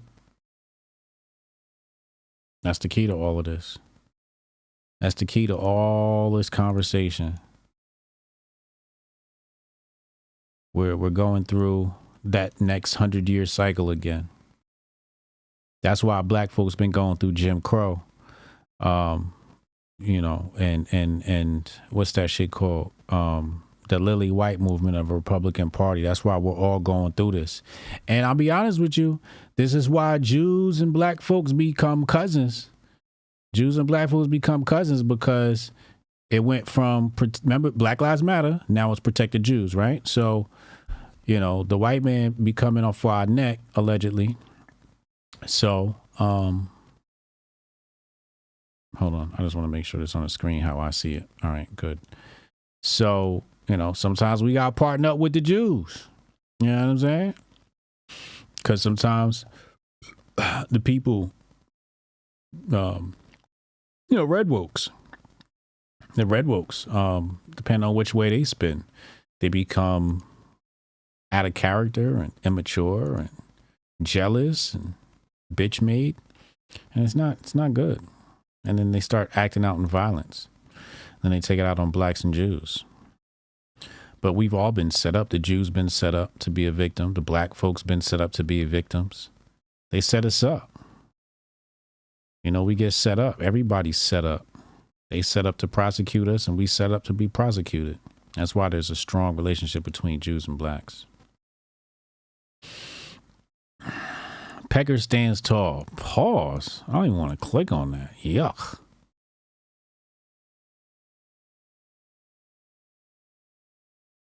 Ben Shapiro on warpath to purge conspiratorial cranks from the right. Oh my God. He's going super red woke. What the fuck? Bannon says House Republicans secretly want Trump to lose. I mean, they're House Republicans. Are they really Republicans if they're House Republicans? You know, half of them took the seat because it was open. AI can predict political orientations from blank faces. Shit, I could predict political orientations from blank faces. I could see a motherfucking bitch-ass Democrat in a nigga's eyes any day of the fucking week. Columbia classes go hybrid. Colleges struggle to contain intensifying pro-Palestinian protests. Yeah. You know what the problem with protests is? It's not the actual protest. It's what the protests provide cover for, right? Because you have these large gatherings of people at a time where we're on high alert for terrorist attacks. So when you have this type of environment like these encampments, this presents opportunity for plants, and then events happen, right? So in some ways, like, I get the whole freedom of speech, But you know me, dictator Hotep is saying, nah, y'all niggas got to go to class. We coming in and the police is just wiping y'all out. You got to get up now. Ain't no camp. This is school. Go to class. Motherfucker, ain't no time for protesting the Hotepistan. Take your ass to class and go learn some shit. So another way, I'm kind of like with Charlie Kirk and them, you know, like clean this shit the fuck up. You know, it's just that I stand on principle. I'm always saying fuck free speech and fuck freedom, and freedom's a bad idea. Charlie Kirk and the Red Wokes love to talk about this concept of freedom and freedom of speech and censorship. And then as soon as somebody expresses the shit, they go, we got to censor them. And it's just like, wait, you just said. But Hotep Jesus is saying, I love censorship and I think there should be censorship. I don't think there should be freedom of speech. I don't agree with the Constitution and how it was written. So I'm keeping to my principles. And my principles is take your dumb ass to class. There ain't nobody got time for this protest and shit. You don't even know these motherfuckers 1,000 miles away across the sea. You know what I'm saying? From the river to the sea, your ass better get back in that class. That's what the fuck need to happen. Yeah, from the river to the sea, you better get to class before I give you a C. You know what I'm saying? Like, what are we doing here?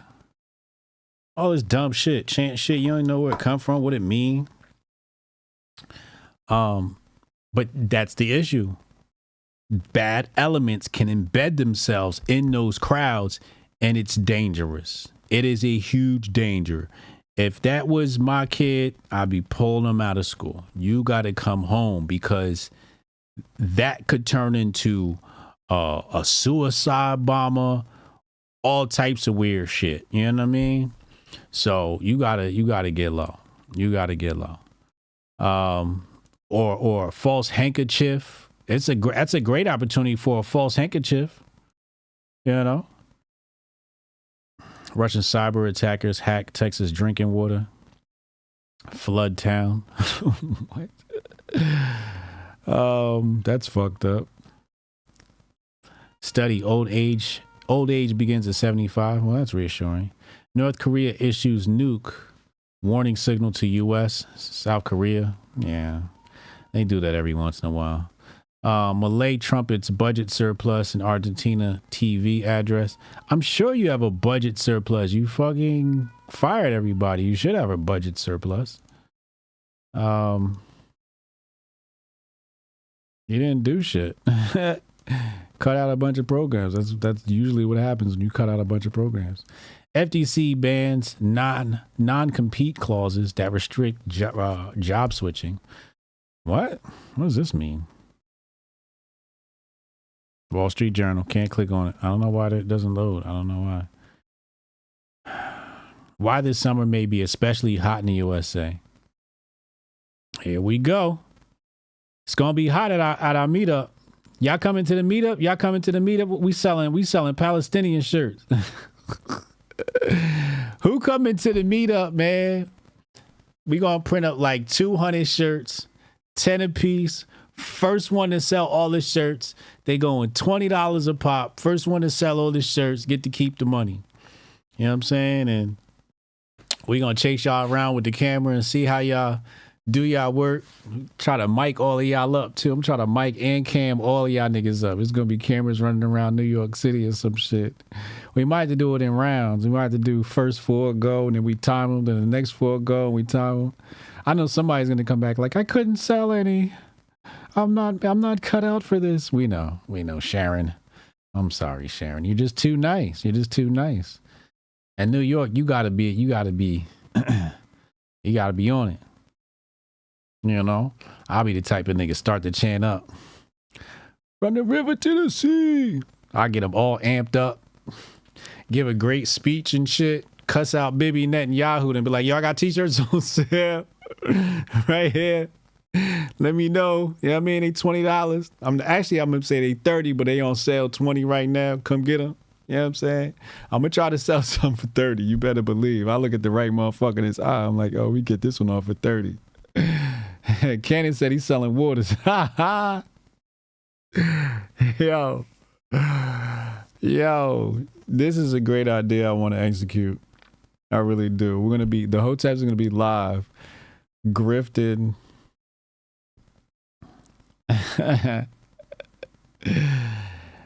But you can feel the energy a block away? Yeah, of course. Absolutely.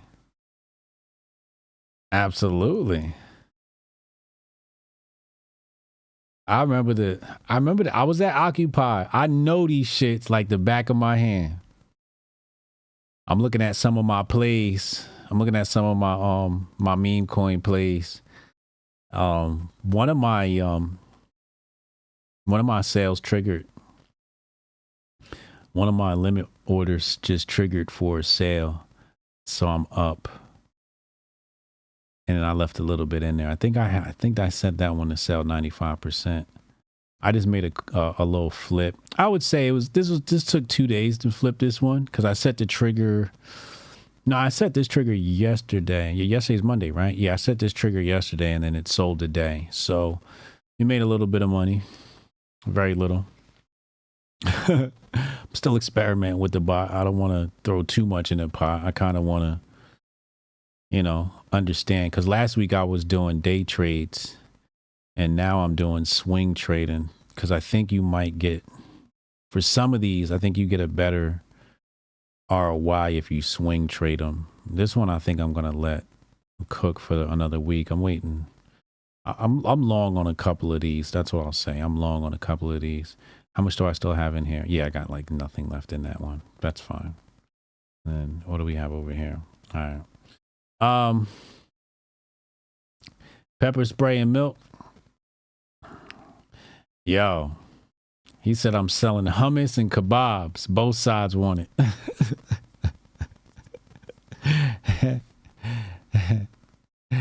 Yo, I'll bring the 1/8. We'll all get bread.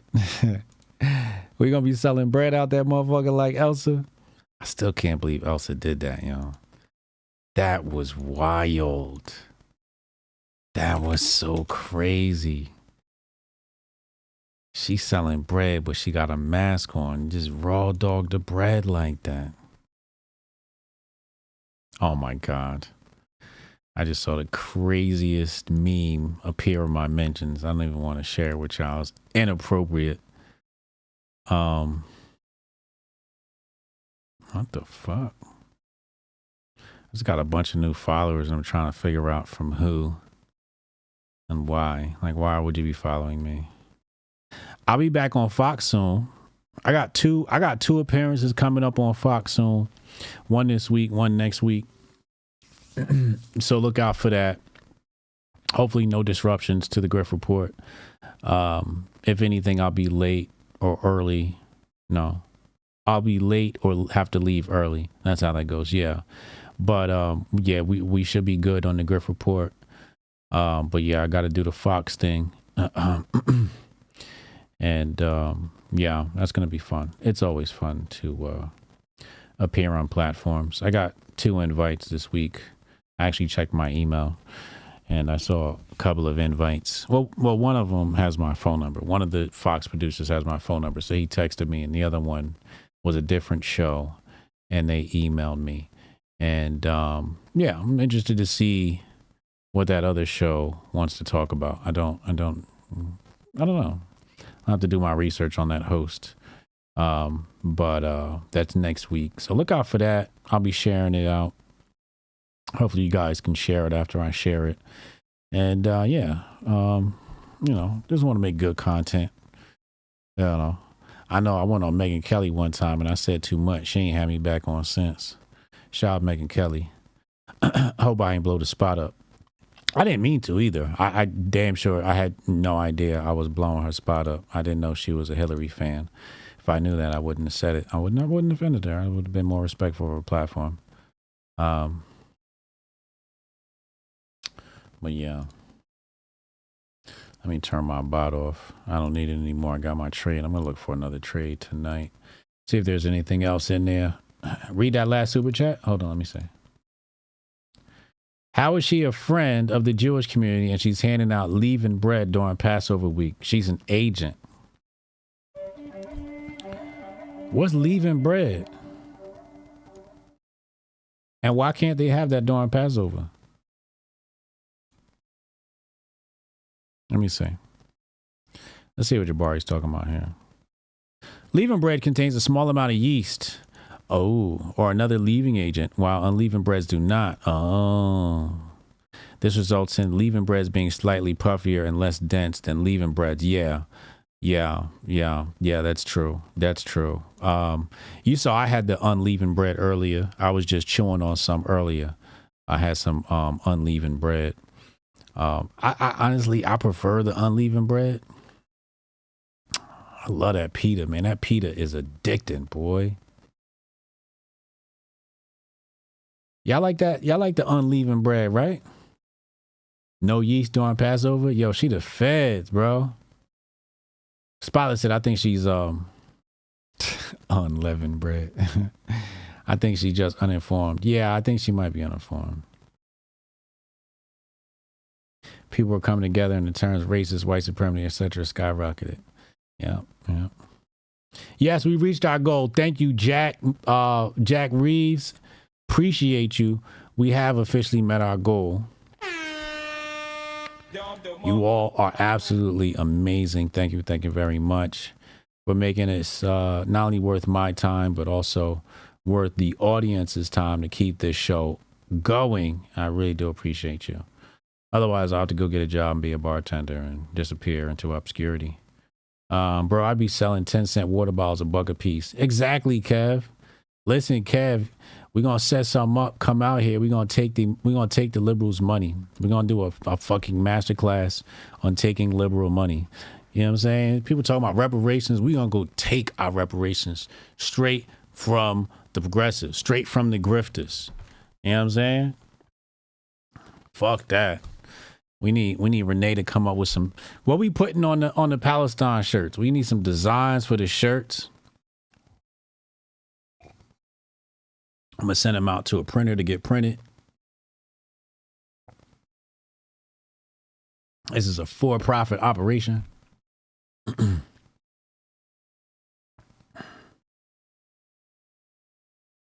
Yeah.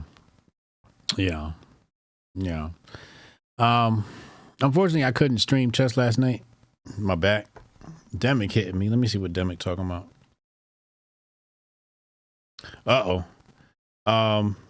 Demic want to tap in. Hold on. Let me let Demic in. Hold on. Demic want to tap in. I'm glad I caught this. It's about to head out. Hold on. Let me where is he? Right here. We might have some more coverage.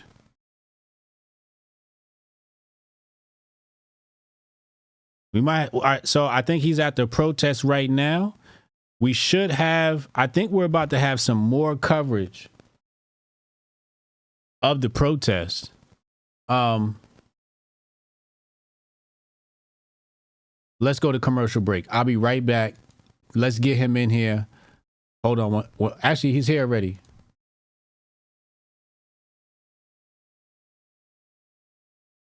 Oh. Yo. Yeah. You so, hold up. Yeah, there we go. I bet. So what I want to say, I didn't even go out there to the protest. Oh, okay. You know what I mean? But I saw the title and I'm like, oh, the Candace joint. You know what I mean? So I was like, I got a lot to say about religion, you already know. So I was like, let me tap in. You feel me? I think it's a few things. I want to start off by saying that, yeah, I mean, I'm being levied by the IRS. You know what I'm saying? So, I need a bottle of that Apex too. But anyway, you know what I'm saying? Like, I'm being levied by the IRS, so I'm definitely on my crypto shit right now. Okay. I mean, I seen you had the meme coin going too as well. You know what I mean? So I'm definitely on some, I don't know if any of y'all been levied before. Right? Well, tell the people what that means. All right, so levy means that when you owe the IRS, see, I was always under the impression that if you owe the IRS, you got to owe them a couple years before they come and really like seize what you got, your assets. Right. They come like instantly. So as soon as the year closed, I only owed them for last year, like, you know, last tax season. Mm-hmm. So as soon as January hit, they came and they seized all my assets, my stocks, I would say my bonds, but I don't have bonds because I don't trust the U.S. government. But yeah. So, you know, all my banks sent me notes saying basically, you know, the money that you have in here is now going to the IRS. Every single bank that I have. I'm trying to think, what else did they take? Oh, and they also, cause you know, like, I get paid off of Google and all this stuff right now. My CPA just text me. All returns were mailed. So I have to do all my tax returns in order to set up a payment plan so they can take a levy off. Okay. You know what I'm saying? Yeah. But yeah, so basically that's what the levy is. You feel me? Got so, you. So they freezed all your assets. And then they told everywhere I get an invoice. So I get an invoice from Google because of my websites, right? Right. And so they, you know, they've informed Google. Google can't pay me. I mean, so the last like 4 Google checks, they've held it. They held it. Right. Yeah. So it got to the point where I couldn't even buy a sandwich out here. You feel me? Yeah. Because you don't got access to your money. No access, and you can't get paid.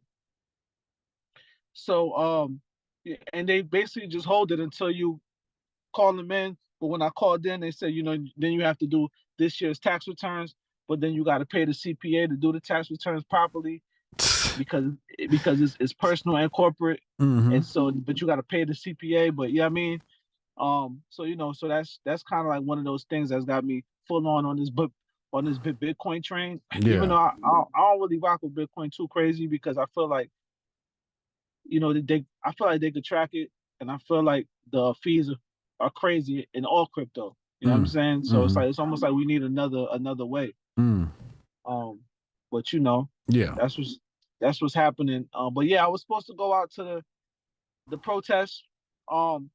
This is why I wanted to tap in, right? I wanted to ask you, why do you think that the HUD's not involved in this really? Like, you know what I mean? Because I've been doing these protests for a minute, and they're always at like an Ivy League school, and I find it like interesting that it's always at Harvard, Columbia, and you know what I mean, like all these, and it's like there's that, like, you know, you would figure most of the people that's affected by it are the Palestinians that are like poor and in the hood. I'm not talking about like black hoods. I'm saying like the Palestinian, like that's not where these things are going. They're all super organized at these high level institutions. Yeah. You know why? Nah, like no, I actually, you know what I mean? I'm like, yo, it just hit me because you said something, and I was like, damn, like that's crazy. That like it's almost like it's not real. It's not. Because if it was real, it would be in the Palestinian neighborhoods too. Right. Correct. You know what I mean? It's just this like is, you said, why they hiding their faces? Right. This is the same group of people that was organizing Black Lives Matter. What? Is that Antifa? Or? Well, no, Antifa is on the other side. You talking about? No, I'm just saying, like, it's a bunch of different nonprofit and NGOs that this is what they do. They find, because you think about who got time to be protesting. It sure as hell ain't the working class. Niggas got to be at work. You know what I mean? So they target the college kids and make the college kids do all the hoopla, rah shit because they got time on their hands. Yeah, same like Occupy. Just like Occupy. Yeah. So, remember we was down to Occupy? Your brother was down there running media? Yeah. He was he still got that iconic pose of him getting arrested on the Brooklyn Bridge. You know what I'm saying? You gotta have him tap in on here one day because he's a super liberal. You know he's not. Yeah, he's super duper liberal. I mean, I feel like Occupy Wall Street was like a liberal thing. It was. You know what I mean? Because they, you know, it's a lot of the people that rock with that also. It aligned with like the feminist movement and all of that stuff that we're going through now. Yeah. You know what I'm saying? Yeah. Well, the thing was, Occupy was concerned with Wall Street. Right. And what they did was they got smart. They like, all right, we need these niggas to be mad at somebody else. So that's how you got all that energy got shifted into feminism and Black Lives Matter. Yeah. The feminism stuff is like, it's crazy. We're gonna look back at this time as like the time when the women like ruled or something. You know what I'm saying? Like, not for real, because everywhere you look, it's just like I don't know. Like I just see it's crazy what I see out here.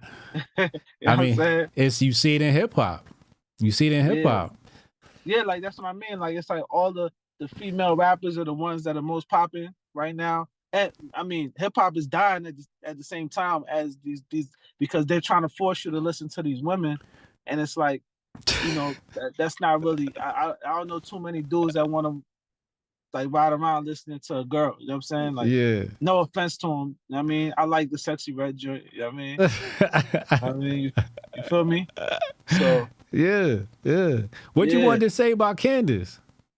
Oh, nah, cause I see. Oh, yeah, cause so the other day, I feel like Candace is an extremely like I feel like she's a critical thinker, right? Okay. Regardless if if she summarizes the shit right or wrong at the end. Yeah. But she's thinking deep. So the other day I was talking to my wife and she says, you know, Candace is religious.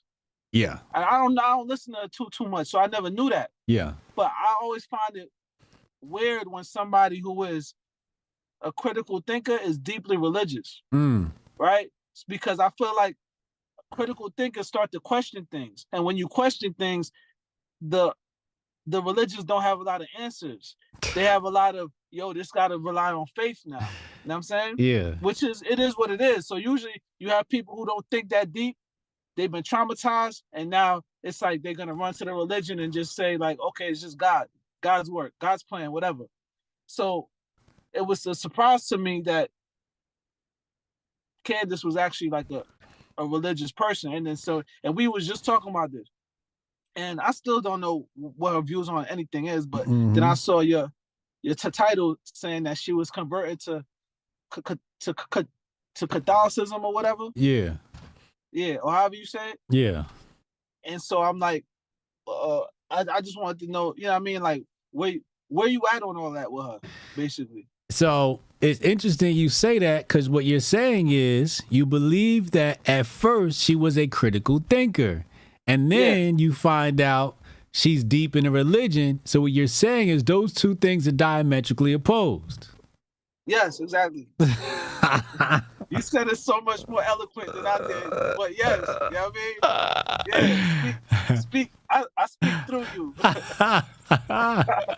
know what I'm saying? Nah, but you're not allowed to say that though.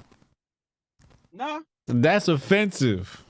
Is it? I really question.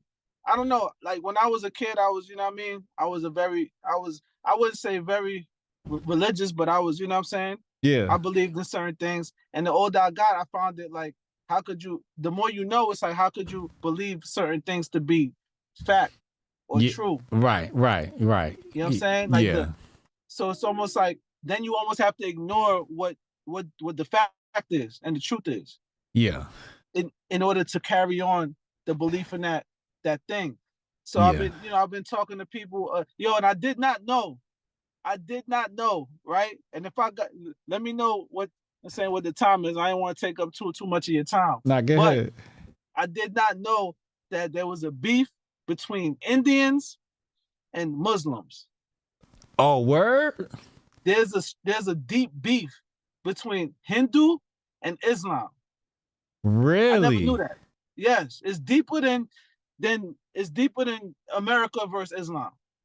Damn. Right? Because the Hindus believe that Muslim is basically a evil thing where like am I gonna get you? I don't want to get you. Go ahead. Go ahead. Yeah.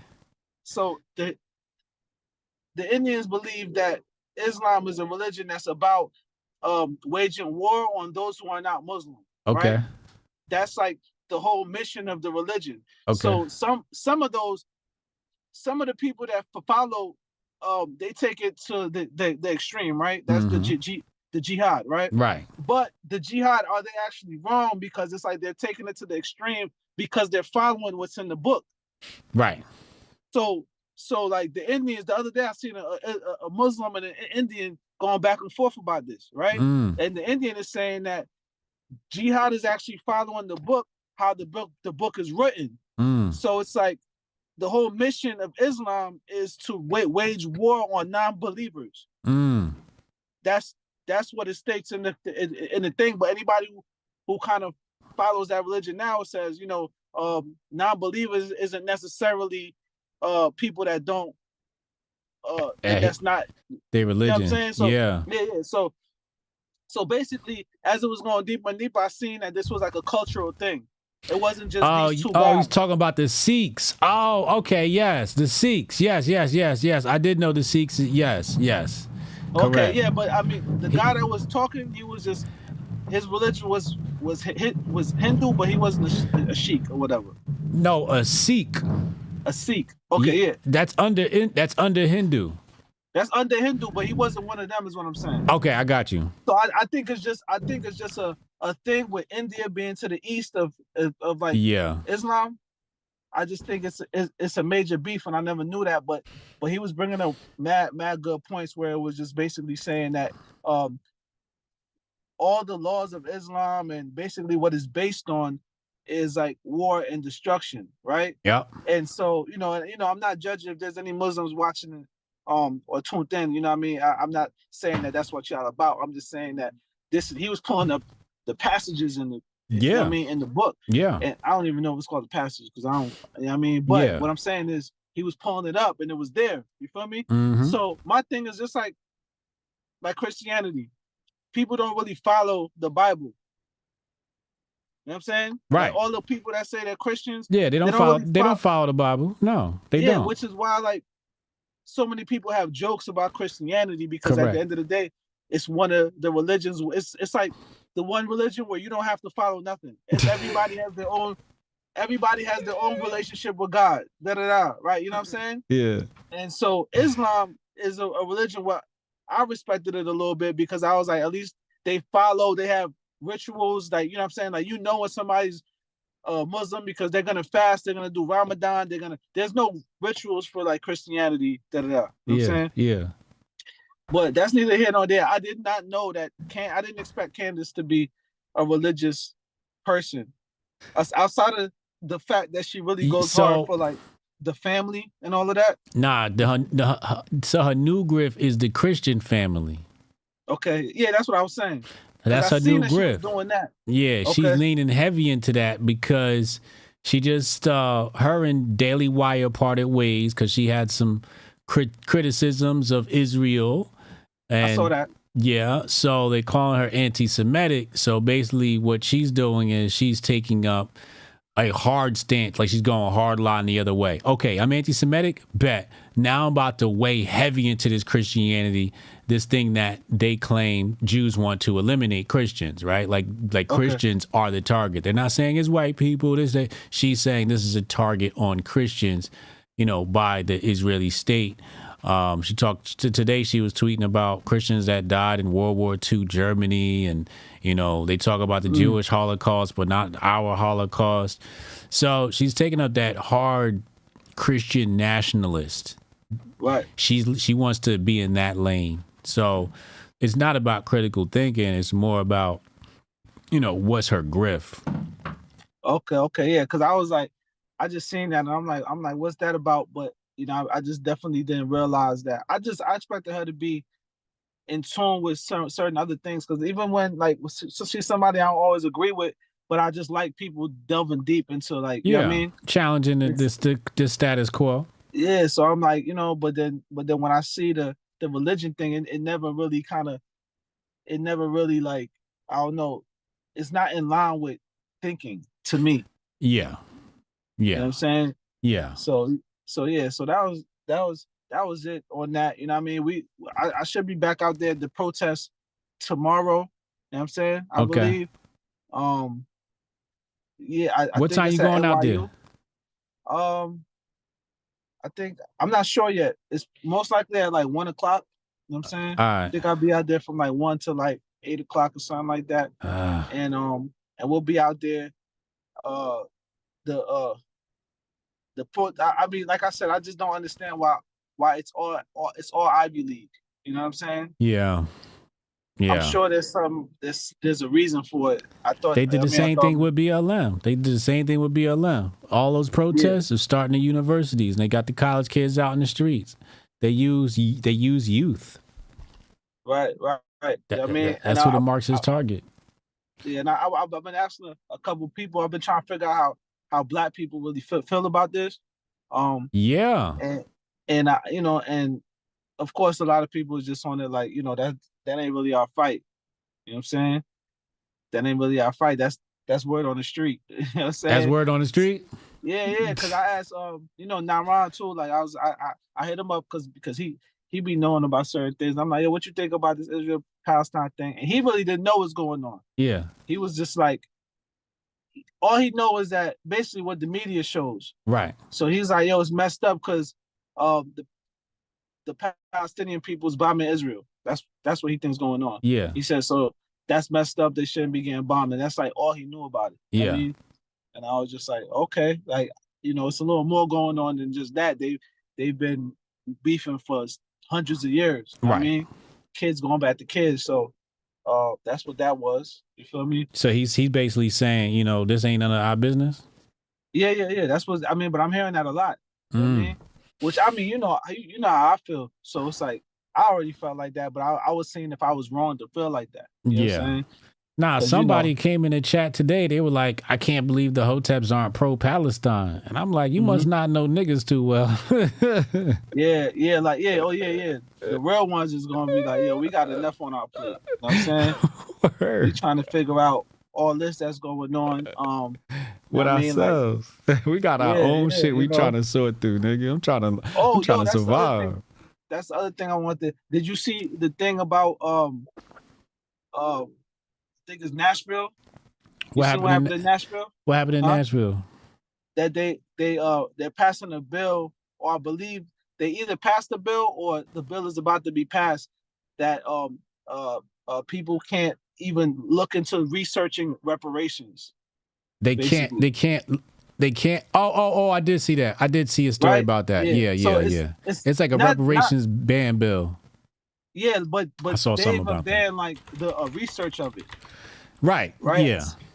I seen it yesterday. So when I was talking to Naran about the Palestine thing, he was like, "This is what I'm concerned about." You know what I'm saying? Like they doing this where you can't even talk about it. Basically, I believe that's Tennessee. Tennessee. I just found it. Yep. Tennessee. Yep. Yeah. So like they got that bill. I don't know where it's at. I don't know how deep, how close it is to passing. I know that there's a couple other places that they did pass some form of reparations, right? Was it Cali? Cali. They passed a bill basically saying it's okay to study it. Yeah, okay, yeah. And then there was another one too. The thing I feel like you would have to go so crazy. It would cost so much to give like the proper reparation to the black people that built the country, basically. Do you think black people should have reparations? Well, this is what I was going to say. Well, I feel like if you give the reparations, it'll destroy like it don't matter. I mean, it's like they're gonna give you $10 million, and the next day it's gonna be worth $5,000. You know what I'm saying? Yeah. So it's like it's a trick. It's like it doesn't even. You know what I mean? Yeah. So like that. But the only reason I do think sometimes like I feel like the bill would be so heavy, the amount of money they would have to actually give if they calculated it properly, it would be catastrophic to the world. You know what I'm saying? Because of the place America holds in the world. You know what I'm saying? Yeah. You're talking about probably hundreds of trillion when you start going back and then seeing what company was built off what labor and then what family you got to take it back from, and you know what I mean it's gonna get deep. Yeah. But the fact that the Jews got reparations from not only Germany but America. Yeah. You know what I mean? Yeah. And you're basically saying, if somebody else got reparations, it should be a possibility for another group. Yeah, like if nobody ever got it, I wouldn't even be on it. Right. I'm still not on it. But what I'm saying is, I could understand when you look at what the Jews got from Germany to this day, and that's how they were able to rebuild their community, their community so quickly. You feel what I'm saying? Right. And so it's just like when you see that, and then you know that the history of what black people went through in America, it's kind of like, do you like, is it unwarranted?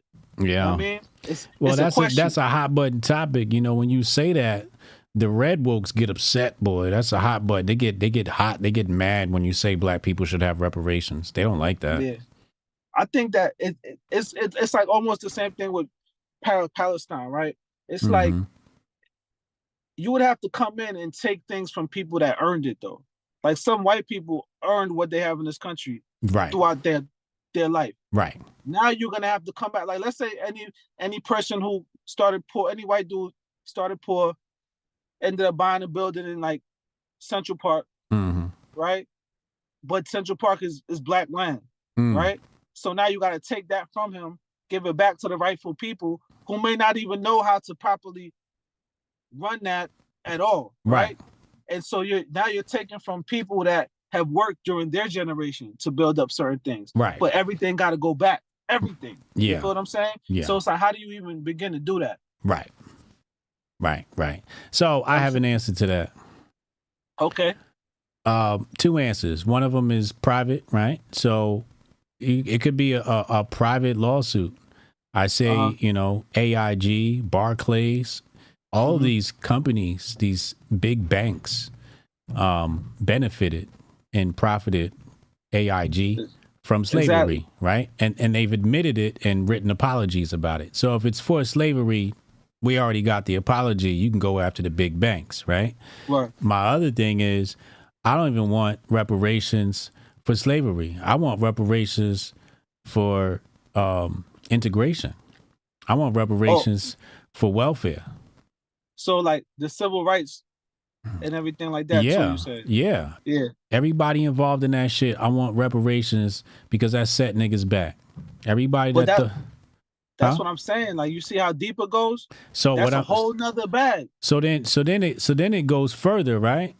It's even worse. Then we got how Democrats is running the cities that black people live in. So now I'm saying the Democrats gotta pay. Okay. The DNC, everybody, Hillary Clinton, all them motherfuckers, y'all gotta come up off some bread because y'all mismanaged your job. You mismanaged your community. Okay. You say individually. Individually and as a party. Okay. But that's when you start to get people, because human beings always manipulate things. So that's when you start to get people delisting from the delisting and creating a whole new party. Correct. Because correct. But the people that was in them jobs are the same people saying there should be reparations. Well, if there should be reparations, where's your check?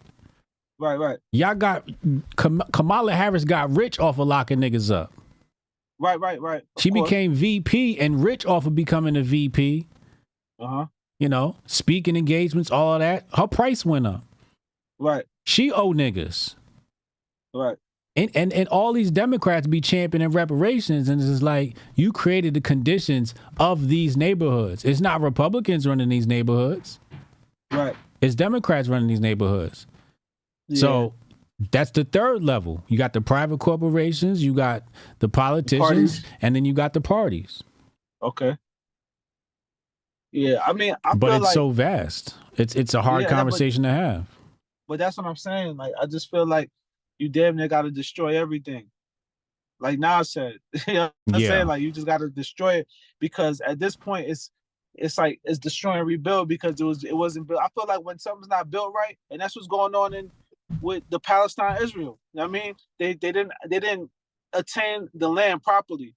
So but now you have a double-edged sword where the current people in Israel that's been working, some little old Israelite lady or whatever, right? Not Israelite, but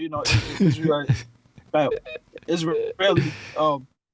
Now she's been working. She inherited a Italian shop or like a food spot or whatever. Yeah. I mean, and she's been running it for 30 years. She took it over for her family. She's never hurt nobody in her life. Yeah. And now, you know what I'm saying? Now she the bad guy. This nigga phone just went out. Nah, he's making a good point. Let me see if we can get Demick back in here. For those of y'all unfamiliar with who that was on the line. Damn, I can't even fucking get up. Ow, that hurt. That's Demick was on the check-in. Here we go. He back now. Yo. Yeah. Yo. Yeah. So and then you got somebody like that. Now you got to take from her. You know what I mean? Right. Because it just never it was never right to begin with. So what? So it's like, what do? You almost got to just continue as is, and somebody just got to wear the L. Right. You know what I mean? And Yeah. I mean, who's gonna wear the L? Who wants to wear the L? You feel me? And Nobody. I guess Hamas is like, yo, we're not wearing that L. Right. You know what I'm saying? Like, we're gonna do. I'm not saying that, like, of course you don't want to bomb nobody or do certain things, but like, it's just like if you've seen black people in America start to wild out because of the history, you're gonna understand it. You know what I'm saying? Yeah. Even though you're like, okay, what they're doing is wrong, you understand when somebody's been beaten for a certain amount of time, and then the other people are still benefiting off of that destruction to this day. Mm-hmm. You know what I'm saying? I feel like that's what's going on with Israel, with Palestine, and even in America. You know what I'm saying? Like, what do you do? History is history, and You gotta move on. you got to learn from it and move on. You gotta move on. But I think a lot of it is just lack of education. I got to get out of here in a second. My back is in flames, but it's just lack of education. I believe that if people had the proper education, they'd be able to get some form of reparations. The problem is the people putting together the reparations package, I believe, are putting it together wrong. There is class action lawsuits that you can bring. I don't know statute of limitations on that stuff, but why are we not coming after private enterprise, the big banks? I know a lot of people that would get behind the big banks being sued. They're the one printing the fucking money anyway, right? Right, but I mean, what happens when all the big banks fall in America? And then that's the next issue, because then what they do is they're going to put us under the Federal Reserve, and then everybody's under the CBDC, Central Bank Digital Currency, because all the banks is gone. So that's exactly what'll happen. Yeah. But my point is, even if the people were intellectually smart and were thinking about this, you'd notice that these are the conversations they would have, and they're not having these conversations. It's based upon slavery, and it's just like, nah, you could pin this government for more than slavery. They did a whole lot wrong. You know what I'm saying? Like, hey, look at where we are from the 50s till now. Yeah, I feel you. Yeah. All right, but let me get out of here, yo. I bet. Yeah, I'm picking a ride right now. All right. Peace. He picking up his daughter from school. So that's in case you guys didn't know, that's my partner Demic. You know what I'm saying? There you go, right there. That's back when he had dreads and I didn't. Now I got dreads and he doesn't. But remember I told you I was touring with somebody? That's him right there. That's my partner right there. He's a fucking genius. There we go, right there. You know what I'm saying? That's the homie. It's the guy who saved my life. If it wasn't for him, it wouldn't be no Hotep Jesus. I'm telling you that right now. If it wasn't for him, wouldn't be no Hotep Jesus. Thank that man. Thank that man. Thank that man. I'm gonna go get my back repaired. Pause. I'll be back tomorrow, man. Grift Report. At some point, we're going to bring you guys some live coverage. I know I can go kick it with Demic, too, at any point. Just want to get my back straight. Pause. But we're going to get some live coverage for y'all ASAP. Somebody said cancel practice tomorrow. I'm like, I can't. We got 2 games this weekend. We got a game Friday and Sunday. We can't skip no games. You know what I'm saying? I know no practices. But I'll be back, man. Be well. Stay merry. Tell somebody in your family that you love them. And as always, Hotep and Bill. Envision a sanctuary where community and sustainability are the cornerstones of living. In this haven, every family is able to grow their own food, children flourish through homeschooling tailored to unlock their full potential, and education extends beyond textbooks, instilling self-worth and a deep understanding of the world around them. Here, goodwill isn't just an ideal, it's the essence of daily life, where respect for law and order harmonizes with the community's resourcefulness. This place isn't just a dream, it's a call to action for everyone who believes in a better, more connected way of living. Join us in building a future where each individual's contributions create a tapestry of enduring harmony and prosperity. Join us in Hotepistan.